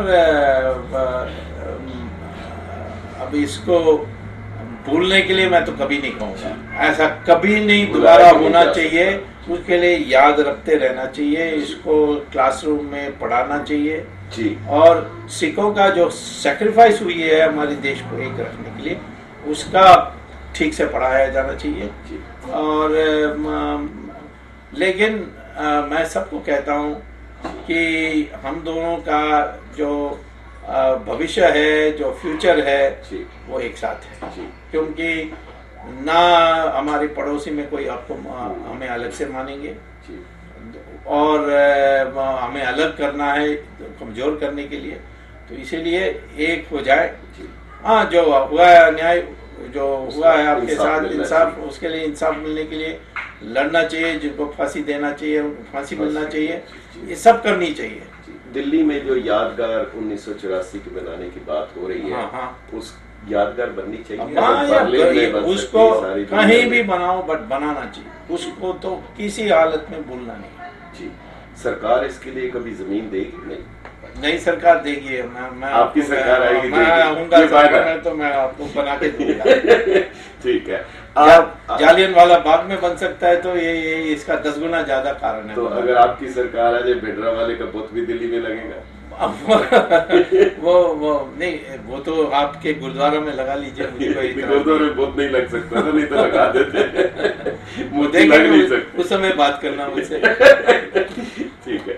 आप बहुत बहुत मैं आभारी हूँ आपका। मैं ਤੁਹਾਡਾ शुक्रगुजार हाँ कि ਤੁਸੀਂ इतनी बेबाकी ਦੇ ਨਾਲ, ਮੈਨੂੰ उम्मीद नहीं सी कि स्वामी जी इतने खुल के गल करनगे, पर ਤੁਸੀਂ बहुत चंगा ਕੀਤਾ। ਤੇ ਅਖੀਰ ਦੇ ਵਿੱਚ ਤੁਸੀਂ ਸਾਡੇ ਦਰਸ਼ਕਾਂ ਨੂੰ, ਕਿਉਂਕਿ ਅਮਰੀਕਾ, ਕੈਨੇਡਾ, ਹਿੰਦੁਸਤਾਨ ਦੇ ਵਿੱਚ ਜਿਹੜੇ ਸਾਡੇ ਸੁਣ ਰਹੇ, ਉਹਨਾਂ ਨੂੰ ਤੁਸੀਂ ਕੋਈ ਸੁਨੇਹਾ, ਕੋਈ ਪੈਗਾਮ, ਕੋਈ या ਉਹਨਾਂ ਦੀ याद ਦੇ ਨਾਲ जोड़ के अगर कोई गल कहनी चाहो संतां दे। पहले तो मैं ये कहूँगा, हाँ, हिंदू सिख एक खून का है, वो पटेगा तो दोनों का लिए हानि होगा। दूसरा है कि ये जो अकेला देश बनाने की बात है, ये मैं कभी नहीं मानूंगा, क्योंकि मैं तो सिख के बिना जी नहीं सकता। मैंने भिंडरावाला को भी यही कहा था कि सिख के बिना मैं इस देश की रक्षा कर सकता हूँ, मुझे विश्वास नहीं है। मैंने सिखों को, मैं पार्टीशन के टाइम में, मैं लड़का था, बच्चा, मेरी माँ कहती थी, उस समय हम दिल्ली में रहते थे क्योंकि गवर्नमेंट सर्विस में वफा, कि कोई बचाएगा तो सिख आएगा, वो आ रहा है। क्योंकि उस समय सिख पार करके नहीं आए थे सीमा को पार, तो वो सिख आएगा तो बचाएगा। हमारे इतिहास में सबूत है, जैसे गुरु टेक बहादुर का, इसको कभी भूल नहीं सकते। तो इसीलिए मैं तो सिख को छोड़ने वाला नहीं हूँ। तो हम ये अकेला बनाने की बात छोड़ दो, मैं नहीं मानूंगा और मैं करने भी नहीं दूंगा। तो जितना आप लोगों ने बर्दाश्त किया, ये तो कोई मनुष्य साधारण बर्दाश्त नहीं कर सकता। लेकिन भगवान है, आपके ग्रंथों में भी ये बात है, और इंसाफ होगी, और मैं तो इसमें आगे से पूरा लगे रहूंगा। बर्दाश्त भी हद पार कर गया, और जुल्म की भी इंतहा। जहाँ जुल्म का तो कोई नहीं, और बर्दाश्त भी, ऐसे चीज को बर्दाश्त करना आपने जितना किया है, वो भी एक सरदारों का एक पहचान हो गई है। क्योंकि कोई और कौम ऐसा नहीं बर्दाश्त करती, वो तो दिलीशुरो जगदीशुरो कह के चुप कर जाते। जी जी। परंतु सरदार के बिना मैं नहीं रह सकता। ठीक, बहुत बहुत मेहरबानी स्वामी जी, ਤੁਹਾਡੀ ਤੁਸੀਂ इतना ਸਮਾਂ ਦਿੱਤਾ, ਤੇ रियली आपका शुक्रगुजार। Thank you.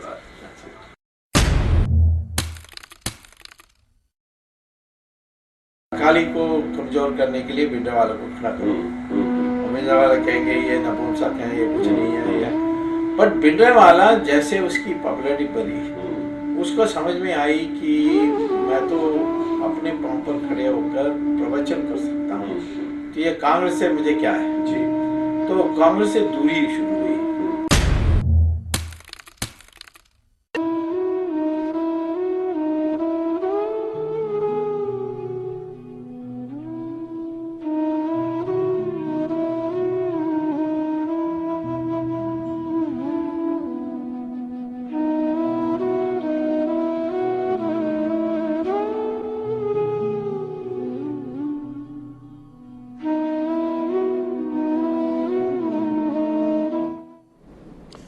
ਗੈਟ ਪੰਜਾਬੀ ਦੇ ਦਾਨਸ਼ਵਰ ਦਰਸ਼ਕੋ ਤੇ ਸੁਚੇਤ ਸਰੋਤਾ ਜਨੋ, ਆਪਨੇ ਡਾਕਟਰ ਸੁਬਰਾਮਨਿਅਮ ਸਵਾਮੀ ਦਾ ਉਹ ਸਾਰਾ ਇੰਟਰਵਿਊ ਸੁਣਿਆ, ਉਹਨਾਂ ਦੇ ਵਿਚਾਰ ਸੁਣੇ ਔਰ ਸੱਚ ਨੂੰ ਉਜਾਗਰ ਕਰਦੀ ਹੋਈ ਸਾਰੀ ਵਾਰਤਾ ਸੁਣੀ। ਤੁਹਾਡੇ ਵਿਚਾਰਾਂ ਦਾ ਸਵਾਗਤ ਹੈ। ਹੈਲੋ ਹੈਲੋ, ਹਾਂਜੀ, ਤੁਸੀਂ ਟੀਵੀ ਦੀ ਆਵਾਜ਼ ਬੰਦ ਕਰਕੇ ਗੱਲ ਕਰੋਗੇ? ਕੌਣ ਬੋਲ ਰਹੇ? ਹੈਲੋ हेलो जी। ਹਾਂਜੀ, ਕਿੱਥੋਂ ਬੋਲ ਰਹੇ ਭੈਣ ਜੀ? कौन बोल रहे? मैं मिसिस रंजीत फीनिक्स एरिज़ोना तो बोल रही हूँ नंबर साहब। जी जी जी, ਤੁਸੀਂ ਟੀਵੀ ਦੀ ਆਵਾਜ਼ ਬੰਦ ਕਰੋਗੇ ਔਰ ਬਹੁਤ ਸੰਖੇਪ ਵਿੱਚ ਤੁਸੀਂ ਮੈਸੇਜ ਦਿਓ, ਕੀ ਦੇਣਾ ਚਾਹੁੰਦੇ ਜੀ? ਅਸੀਂ ਮੈਂ ਇਹ ਸੁਣਿਆ ਨਹੀਂ ਹੈ ਪ੍ਰੋਗਰਾਮ, ਹੁਣੇ ਹੀ ਟੀਵੀ ਔਨ ਕੀਤੀ ਸੀ, ਥੋੜੀ ਦੇਰ ਹੋਈ ਹੈ ਜੀ ਜੀ, ਪਰ ਅਸੀਂ ਮੈਂ ਸਿੱਖ ਬਿਜ਼ਨਸ ਦਾ ਪ੍ਰੋਗਰਾਮ ਕਰਦੀ ਹਾਂ। ਅਸੀਂ ਗੋਰੇ ਨੂੰ ਦੱਸਦੇ ਕੌਣ ਹੈ, ਆਪਣੇ ਬੱਚੇ ਨੂੰ ਦੱਸਦੇ ਅਸੀਂ ਕੌਣ ਹੈ ਗੁਰਦੁਆਰਾ ਸਾਹਿਬ ਦੇ ਵਿੱਚ। ਸਾਨੂੰ ਇਹਦੀ ਕਾਪੀ ਮਿਲ ਸਕਦੀ ਹੈ? ਜ਼ਰੂਰ, ਅਸੀਂ ਕੋਸ਼ਿਸ਼ ਕਰਾਂਗੇ ਔਰ ਤੁਹਾਨੂੰ ਅਸੀਂ ਛੇਤੀ ਪਹੁੰਚਾਵਾਂਗੇ। ਬਹੁਤ ਬਹੁਤ ਮਿਹਰਬਾਨੀ। ਹੈਲੋ ਹਾਂਜੀ ਹਾਂਜੀ, ਕੌਣ ਬੋਲ ਰਹੇ, ਕਿੱਥੋਂ ਬੋਲ ਰਹੇ ਜੀ?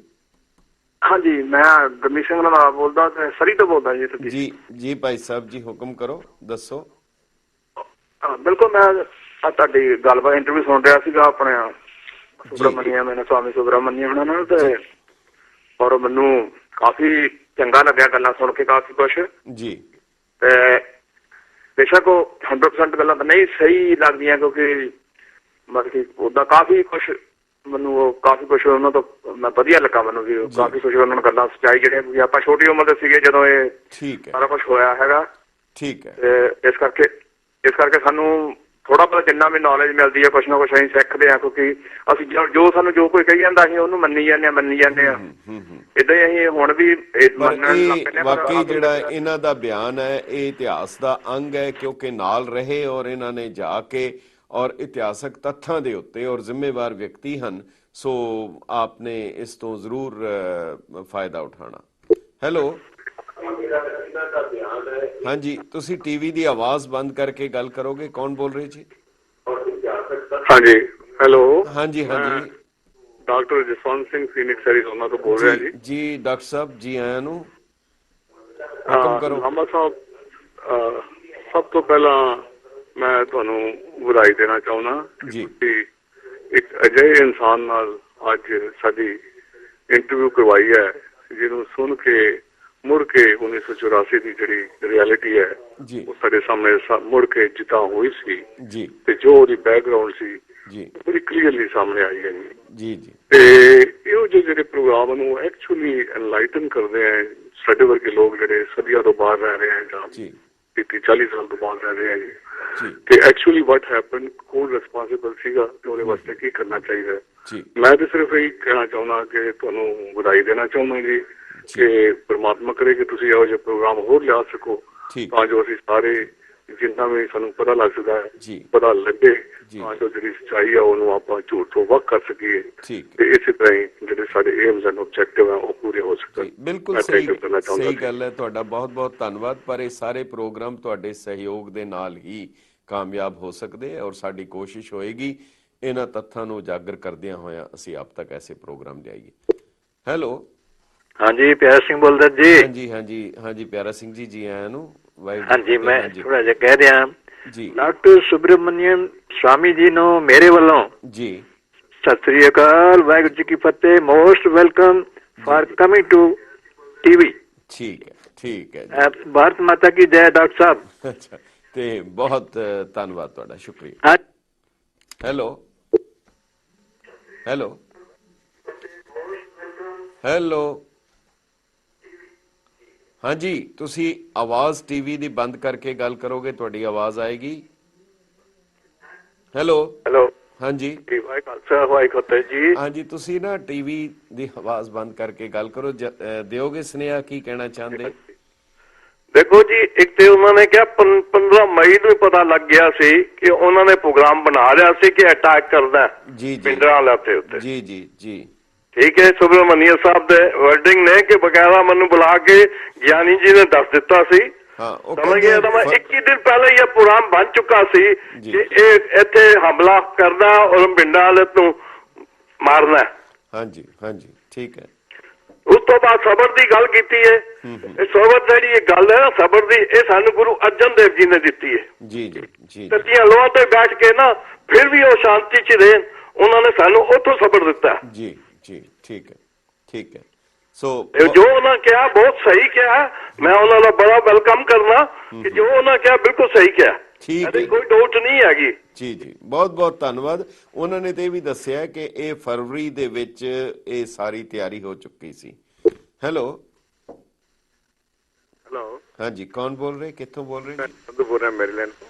ਜੀ ਸੰਧੂ ਸਾਹਿਬ, ਜੀ ਆਇਆਂ ਨੂੰ। ਹਾਂਜੀ, ਹੁਕਮ ਕਰੋ।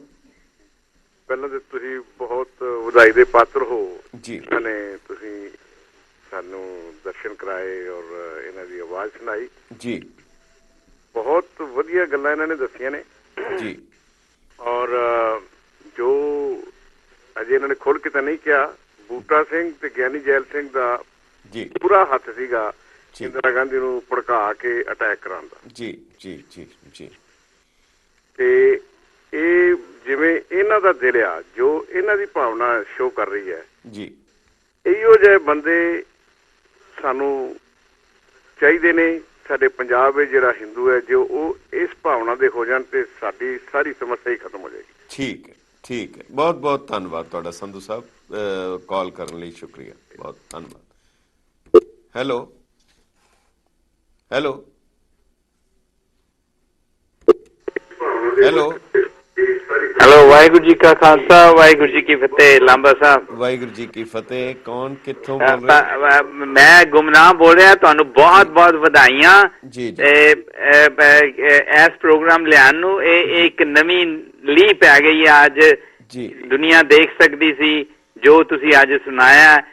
ਅਸੀਂ ਉਹ ਸੁਬਰਮਨਮ ਸਵਾਮੀ ਦੇ ਵੀ ਬੜੇ ਥੈਂਕਫੁਲ ਹਾਂ ਜਿਨ੍ਹਾਂ ਨੇ ਇਹ ਤੱਥ ਰੱਖੇ ਨੇ। ਜੀ ਜੀ, ਐਂਡ ਆਈ ਵਿਸ਼ ਕਿ ਤੁਸੀਂ ਇਹ ਪ੍ਰੋਗਰਾਮ ਇੱਕ ਵਾਰੀ ਫੇਰ ਕਿਸੇ ਦਿਨ ਰਿਪੀਟ ਜ਼ਰੂਰ ਕਰਨਾ। ਜ਼ਰੂਰ ਜੀ, ਸਾਡੀ ਕੋਸ਼ਿਸ਼ ਹੋਏਗੀ ਕਿ ਕਿਉਂਕਿ ਮਕਸਦ ਹੀ ਇਹੀ ਹੈ ਕਿ ਜੋ ਡਾਕਟਰ ਸਾਹਿਬ ਨੇ ਦੱਸਿਆ ਔਰ ਬੜੇ ਹੀ ਬੇਬਾਕੀ ਦੇ ਨਾਲ ਔਰ ਖੁੱਲ੍ਹ ਕੇ ਜਿਹੜੀ ਗੱਲ ਕੀਤੀ, ਉਹ ਵੀ ਉਹਨਾਂ ਦੀ ਇੱਕ ਸ਼ਖਸੀਅਤ ਦਾ ਇੱਕ ਹਿੱਸਾ ਹੈ। ਸੋ ਬਹੁਤ ਬਹੁਤ ਧੰਨਵਾਦ ਪ੍ਰੋਗਰਾਮ ਵਿੱਚ ਸ਼ਾਮਲ ਹੋਣ ਲਈ। ਹੈਲੋ ਹਾਂਜੀ ਲੰਬਾ ਸਾਹਿਬ, ਸਤਿ ਸ਼੍ਰੀ ਅਕਾਲ ਜੀ। ਸਤਿ ਸ਼੍ਰੀ ਅਕਾਲ। ਕੌਣ, ਕਿੱਥੋਂ ਬੋਲ ਰਹੇ ਜੀ? ਮੈਂ ਜੀ ਐਵਲੀਨ ਤੋਂ ਬੋਲਦਾ, ਟੈਕਸਸ ਤੋਂ। ਜੀ ਵੀਰ ਜੀ, ਹੁਕਮ ਕਰੋ, ਦੱਸੋ ਕੀ ਕਹਿਣਾ ਚਾਹੁੰਦੇ? ਬਹੁਤ ਹੀ ਵਧੀਆ ਤੁਸੀਂ ਇਨਸਾਨ ਨੂੰ ਅੱਜ ਟੀਵੀ ਤੇ ਲਿਆਂਦਾ। ਜੀ ਜੀ ਜੀ, ਇੰਨੀ ਵਧੀਆ ਔਰ ਸੱਚਾਈ ਦੀਆਂ ਗੱਲਾਂ ਕੀਤੀਆਂ।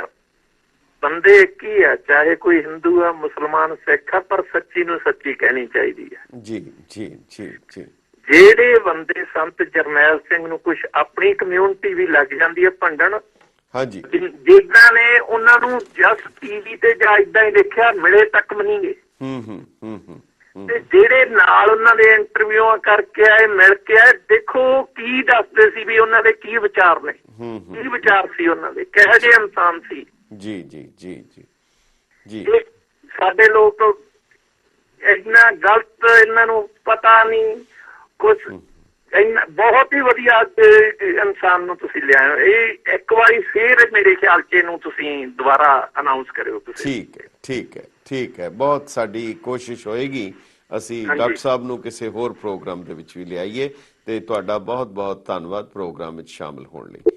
ਹੈਲੋ ਹਾਂਜੀ ਸਰ, ਸਤਿ ਸ਼੍ਰੀ ਅਕਾਲ। ਸਤਿ ਸ਼੍ਰੀ ਅਕਾਲ। ਮੈਂ ਬਸੰਤ ਬੋਲ ਰਿਹਾ ਜੀ, ਕੈਲਗਰੀ ਤੋਂ। ਜੀ ਵੀਰ ਜੀ, ਹੁਕਮ ਕਰੋ। ਸਰ ਮੈਂ ਜੋ ਕਿਤਾਬ ਪੜ੍ਹੀ ਸੀ ਜੈਨੇਸਿਸ ਆਫ ਪੰਜਾਬ ਪ੍ਰੋਬਲਮ, ਜੀ, ਉਹ ਖੁਸ਼ਵੰਤ ਸਿੰਘ ਤੇ ਕੁਲਦੀਪ ਨਈਅਰ ਜੀ ਸੀ। ਜੀ ਜੀ ਜੀ, ਤੇ ਉਹਦੇ ਵਿੱਚ ਬੜੀ ਸੋਹਣੀ ਪਿਕਚਰਾਂ ਵੀ ਸੀਗੀਆਂ ਕਿ ਜਿਸ ਤਰ੍ਹਾਂ ਸੰਤ ਜੀ ਆਪਣੇ ਸ਼ੁਰੂ ਵਿੱਚ ਇਵਨ ਗਿਆਨੀ ਜੈਲ ਸਿੰਘ ਨਾਲ, ਜਿਹੜਾ ਮੋਤੀ ਲਾਲ ਨਹਿਰੂ ਹੈਗਾ ਦਿੱਲੀ ਦੇ ਕੋਲ ਹੀ ਹੈ, ਉੱਥੇ ਮਿਲਦੇ ਪਏ ਆ, ਜੇ ਹੈ ਉਹ ਹੈ, ਮਤਲਬ ਕਿ ਸਾਰੀ ਚਾਲ ਤੇ ਇਹਨਾਂ ਦੇ ਕਾਂਗਰਸੀਆਂ ਦੀ ਸੀਗੀ। ਐਂਡ ਫਿਰ ਭਾਈ ਅਮਰੀਕ ਸਿੰਘ ਜੀ ਵੀ ਉੱਥੋਂ ਗੁਰਦਾਸਪੁਰ ਤੋਂ ਇਲੈਕਸ਼ਨ ਲੜੇ ਸੀਗੇ। ਹਾਂਜੀ, ਉਹ ਵੀ ਇਲੈਕਸ਼ਨ ਉੱਥੋਂ ਲੜੇ ਸੀਗੇ ਜੀ, ਪਰ ਉਹ ਵਿਚਾਰੇ ਉਹ ਸਿੱਧੇ ਸੰਤ ਬੰਦੇ ਸੀਗੇ।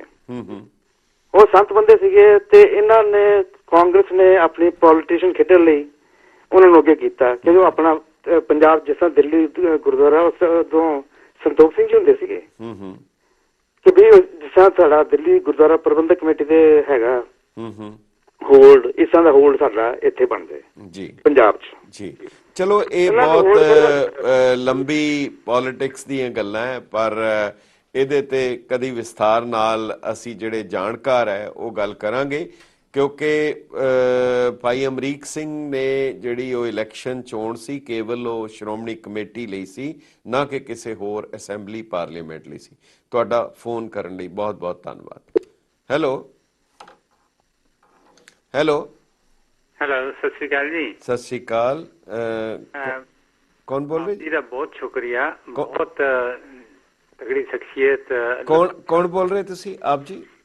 ਐਨਜੀ ਰਹਿਣ ਦਿਓ ਜੀ। ਅੱਛਾ, ਜਿਹੜਾ ਉਹਨਾਂ ਨੇ ਦਿੱਤਾ ਸੀ ਨਾ ਤੱਥ ਹਿੰਦੂ ਲੜਕੀ ਦਾ, ਜੀ ਜੀ, ਲੂਣ ਮੰਡੀ ਦਾ ਮੈਨੇਜਰ ਲక్ష్ਮੀ ਬੈਂਕ ਦੇ ਵਿੱਚ ਲੱਗਾ ਸੀ, ਬਿਲਕੁਲ ਇਹਨਾਂ ਨੇ ਸਹੀ ਗੱਲਾਂ ਦੱਸੀਆਂ।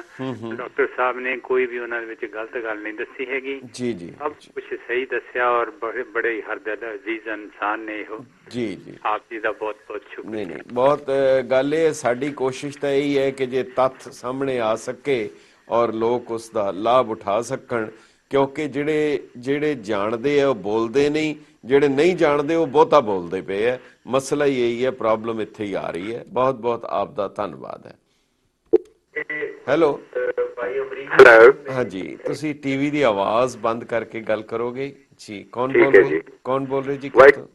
ਵਾਹਿ ਖਾਲਸਾ ਵਾਹਿ ਫਤਿਹ। ਲਾਂਬਾ ਸਾਹਿਬ ਜੀ, ਮੈਂ ਜਸਵਿੰਦਰ ਸਿੰਘ ਜੱਸੀ, ਸੰਤ ਬਾਬਾ ਪ੍ਰੇਮ ਸਿੰਘ ਸਿੱਖ ਕਲਚਰ ਸੁਸਾਇਟੀ ਦਾ ਸੇਵਾਦਾਰ ਬੋਲ ਰਿਹਾ ਜੀ। ਜੱਸੀ ਜੀ, ਬਹੁਤ ਬਹੁਤ ਧੰਨਵਾਦ ਜੀ, ਹੁਕਮ ਕਰੋ।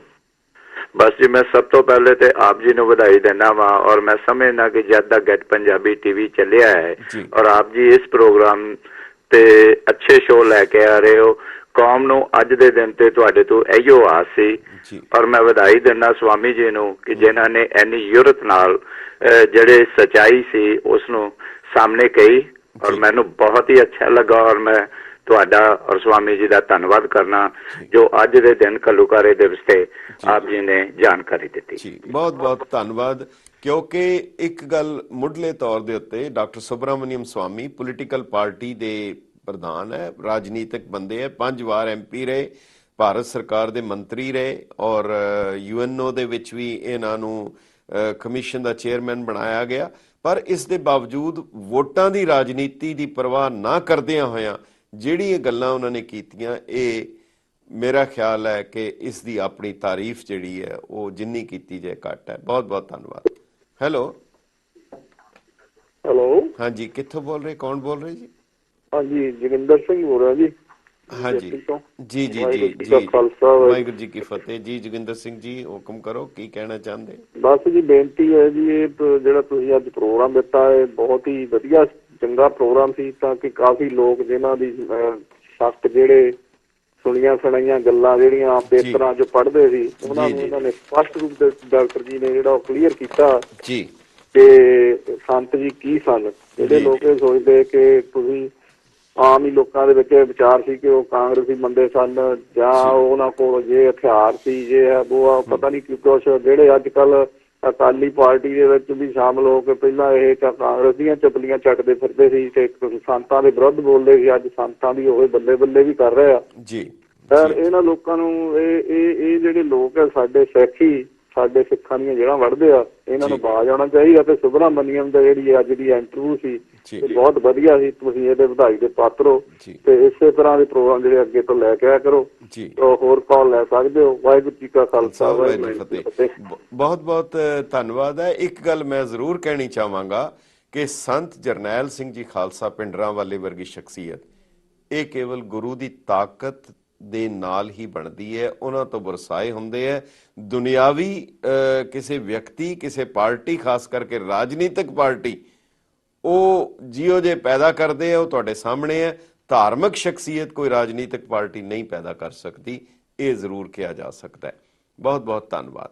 ਇੱਕ ਗੱਲ ਹੋਰ ਸੂਚਨਾ ਦੇ ਦਈਏ, ਕੱਲ ਸ਼ਾਮ ਨੂੰ 8:30 ਵਜੇ ਅਸੀਂ ਇਹ ਪ੍ਰੋਗਰਾਮ ਫਿਰ ਰਿਪੀਟ ਕਰਾਂਗੇ। ਡਾਕਟਰ ਸਾਹਿਬ ਦੀ ਜਿਹੜੀ ਇੰਟਰਵਿਊ ਹੈਗੀ ਹੈ ਉਹ ਆਪ ਦੀ ਮੰਗ ਦੇ ਉੱਤੇ, ਕਿਉਂਕਿ ਬਾਰ-ਬਾਰ ਆਪ ਦੀ ਮੰਗ ਆ ਰਹੀ ਹੈ, ਇਹ ਕੱਲ ਦੁਬਾਰਾ ਵੀ ਰਿਲੇ ਕੀਤੀ ਜਾਏਗੀ। ਹੈਲੋ ਹੈਲੋ, ਹਾਂਜੀ, ਕੌਣ ਬੋਲ ਰਹੇ, ਕਿੱਥੋਂ ਬੋਲ ਰਹੇ? ਹਾਂਜੀ, ਲਾਵਾ ਸਾਹਿਬ ਬੋਲ ਰਹੇ ਜੀ? ਬੋਲ ਰਹੇ ਹਾਂ ਜੀ ਮੈਂ, ਬਿਲਕੁਲ। ਹਾਂਜੀ ਹਾਂਜੀ, ਤੇ ਆਪਣਾ ਅੱਜ ਦਾ ਮੁੱਦਾ ਤੁਹਾਡਾ ਬਹੁਤ ਸੋਹਣਾ, ਬਹੁਤ ਵਧੀਆ ਸੀਗਾ। ਆਪ ਕਿੱਥੋਂ ਬੋਲ ਰਹੇ ਹੋ? ਸ਼ੁਭ ਨਾਮ? ਅਸੀਂ ਮਿਸ਼ੀਗਨ ਤੋਂ ਬੋਲ ਰਹੇ ਹਾਂ ਜੀ, ਪਰ ਮੈਂ ਨਾਂ ਨਹੀਂ ਦੱਸਣਾ ਚਾਹੁੰਦਾ ਵੈਸੇ। ਕੋਈ ਗੱਲ ਨਹੀਂ, ਹਾਂਜੀ ਠੀਕ ਹੈ ਜੀ। ਹਾਂਜੀ, ਮੈਂ ਸਿਰਫ ਇੱਕ ਇੰਨੀ ਗੱਲ ਕਹਿਣਾ ਚਾਹੁੰਦਾ ਵਾਂ, ਤੇ ਇਹ ਨਾ ਇੱਕ ਬਹੁਤ 10-12 ਸਾਲ ਦੀ ਗੱਲ ਹੈ ਜੀ। ਸਾਡੀ ਇੱਥੇ ਕਿਤੇ ਮੀਟਿੰਗ ਸੀਗੀ, ਉੱਥੇ ਆਪਣੇ ਜਥੇਦਾਰ ਟੋੜਾ ਸਾਹਿਬ ਸੀਗੇ ਜੀ। ਉੱਥੇ ਲੋਕਾਂ ਵਿੱਚ ਗੱਲਾਂ ਚੱਲੀਆਂ ਵੀ ਜਦੋਂ ਹਰਮੰਦਰ ਸਾਹਿਬ ਆਪਣੇ ਤੇ ਅਟੈਕ ਹੋਇਆ ਤੇ ਤੁਸੀਂ ਉੱਥੋਂ ਭੱਜ ਗਏ। ਆਪਣੇ ਸਿੱਖਾਂ ਨੇ ਉਹਨਾਂ ਨੂੰ ਕੁਐਸਚਨ ਪੁੱਛੇ, ਨਾਲ ਬੰਦੇ ਹੋਰ ਵੀ ਬੈਠੇ ਸੀਗੇ ਜੀ, ਤੇ ਉੱਥੋਂ ਮੈਨੂੰ ਗੱਲ ਨੋਟ ਆਈ। ਉਹਨਾਂ ਨੇ ਕਿਹਾ, ਕਹਿੰਦੇ ਦੇਖੋ ਜੀ, ਕਹਿੰਦੇ ਅਸੀਂ ਭੱਜੇ ਨਹੀਂ ਸੀਗੇ, ਅਸੀਂ ਤਾਂ ਜਿਹੜੇ ਬੰਦੂਕਾਂ ਵਾਲੇ ਜੋ ਪਹਿਲਾਂ ਭੱਜੇ 5 ਵਜੇ ਕਿ ਅਸੀਂ ਹੱਥ ਖੜੇ ਕਰਕੇ ਸਰੈਂਡਰ ਕੀਤਾ ਸੀਗਾ ਜੀ। ਸਭ ਤੋਂ ਪਹਿਲਾਂ ਕਹਿੰਦੇ ਬੱਬਰ ਖਾਲਸਾ ਭੱਜੀ ਉੱਥੋਂ, ਕਹਿੰਦੇ ਜੀ। ਚਲੋ ਆਪਾਂ ਨਾ ਉਹ ਵਿਸਥਾਰ ਜਿਹੜਾ ਹੈ, ਤੁਸੀਂ ਜੋ ਕੁਝ ਦੱਸਣਾ ਚਾਹ ਰਹੇ ਹੋ, ਸਾਡੀ ਕੋਸ਼ਿਸ਼ ਹੋਏਗੀ। ਬਾਕੀ ਜਿਹੜਾ ਟੋੜਾ ਸਾਹਿਬ ਦਾ ਵਰਜਨ ਹੈ, ਉਹਨਾਂ ਦਾ ਕੇਸ 10 ਕਰੋੜ ਰੁਪਇਆ ਸ਼੍ਰੋਮਣੀ ਕਮੇਟੀ ਨੇ ਜਮ੍ਹਾਂ ਕਰਾ ਦਿੱਤਾ ਹੈ, ਉਹ ਕਾਫੀ ਤੱਥ ਸਰਕਾਰੀ ਪੱਖ ਵੀ ਹੁਣ ਸਾਹਮਣੇ ਆਏਗਾ। ਹੈਲੋ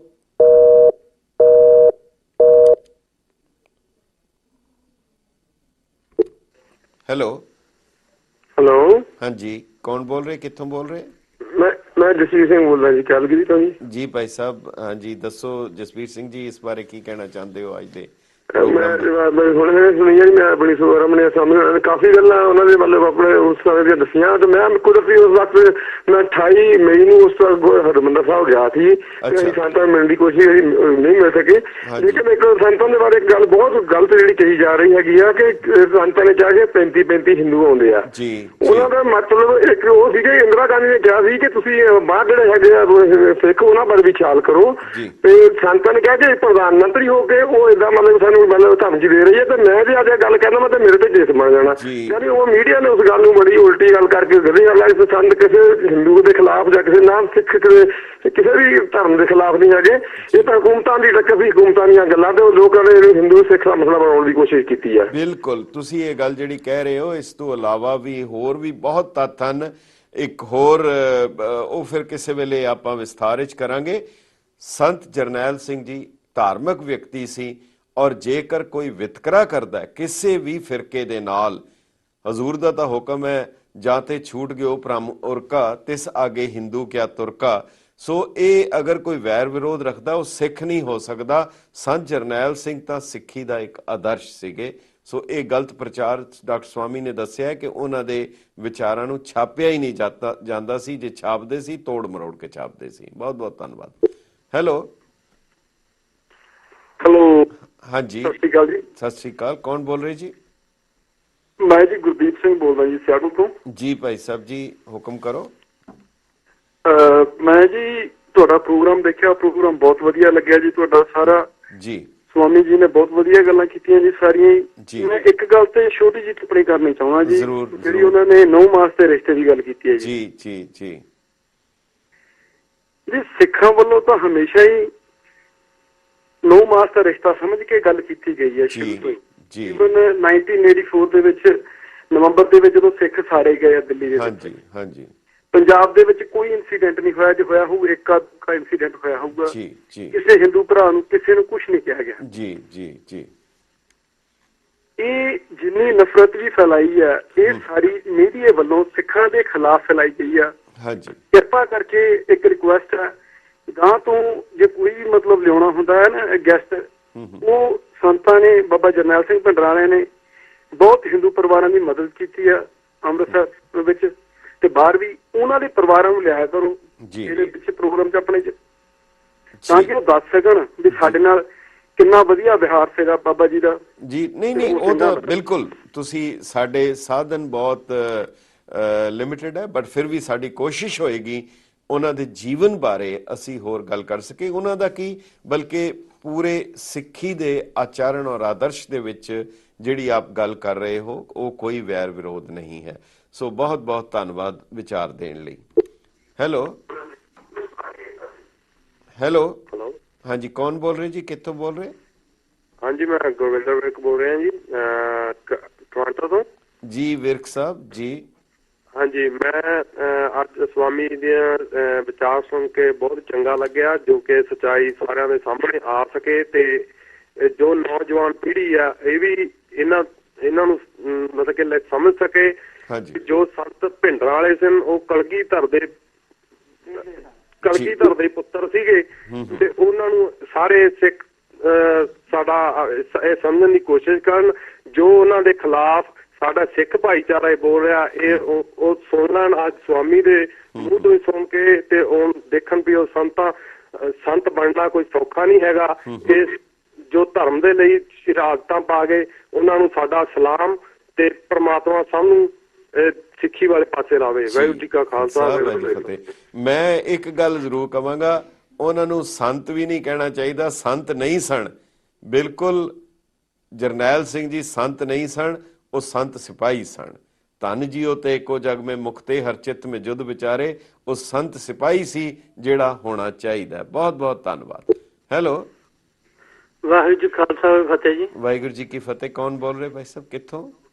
ਮੇਰਾ ਨਾਮ ਗੁਰਜੀਤ ਸਿੰਘ ਹੈਗਾ ਜੀ, ਮੈਂ ਓਰੀਗਨ ਤੋਂ ਕਾਲ ਕਰਦਾ ਹਾਂ ਜੀ। ਗੁਰਜੀਤ ਸਿੰਘ ਜੀ, ਮੇਰਾ ਸਵਾਮੀ ਜੀ ਦੇ ਵਿਚਾਰ ਸੁਣ ਕੇ ਮੈਂ ਬੜਾ ਪ੍ਰਭਾਵਿਤ ਹੋਇਆ ਜੀ। ਜੀ ਜੀ ਜੀ। ਤੇ ਬੜਾ ਚੰਗਾ ਲੱਗਿਆ ਤੇ ਉਹਨਾਂ ਨੇ ਬਿਲਕੁਲ ਸੇਮ ਮਲੇਰਕੋਟਲੇ ਵਾਲੇ ਨਵਾਬ ਵਾਲੀ ਗੱਲ ਕੀਤੀ ਆ। ਬਿਲਕੁਲ, ਇਹ ਇੱਕ ਬੜਾ ਇੱਕ ਦੇਖੋ ਹੈਰਾਨੀ ਭਰੀ ਗੱਲ ਹੈ ਕਿ ਜਦੋਂ ਸਵਾਮੀ ਜੀ ਨੂੰ ਅਸੀਂ ਮਿਲੇ, ਸੁਬਰਾਮਨਿਅਮ ਸਵਾਮੀ ਨੂੰ, ਤੇ ਉਹਨਾਂ ਨੂੰ ਇੱਕੋ ਬੇਨਤੀ ਕੀਤੀ ਕਿ ਤੁਸੀਂ ਆਪਣੇ ਆਪ ਨੂੰ, ਆਪਣੇ ਜ਼ਿਹਨ ਨੂੰ, ਆਪਣੀ ਸੋਚ ਨੂੰ 1984 ਚ ਲਿਜਾ ਕੇ ਕੀ ਸਾਨੂੰ ਕੁਝ ਦੱਸ ਸਕਦੇ ਹੋ?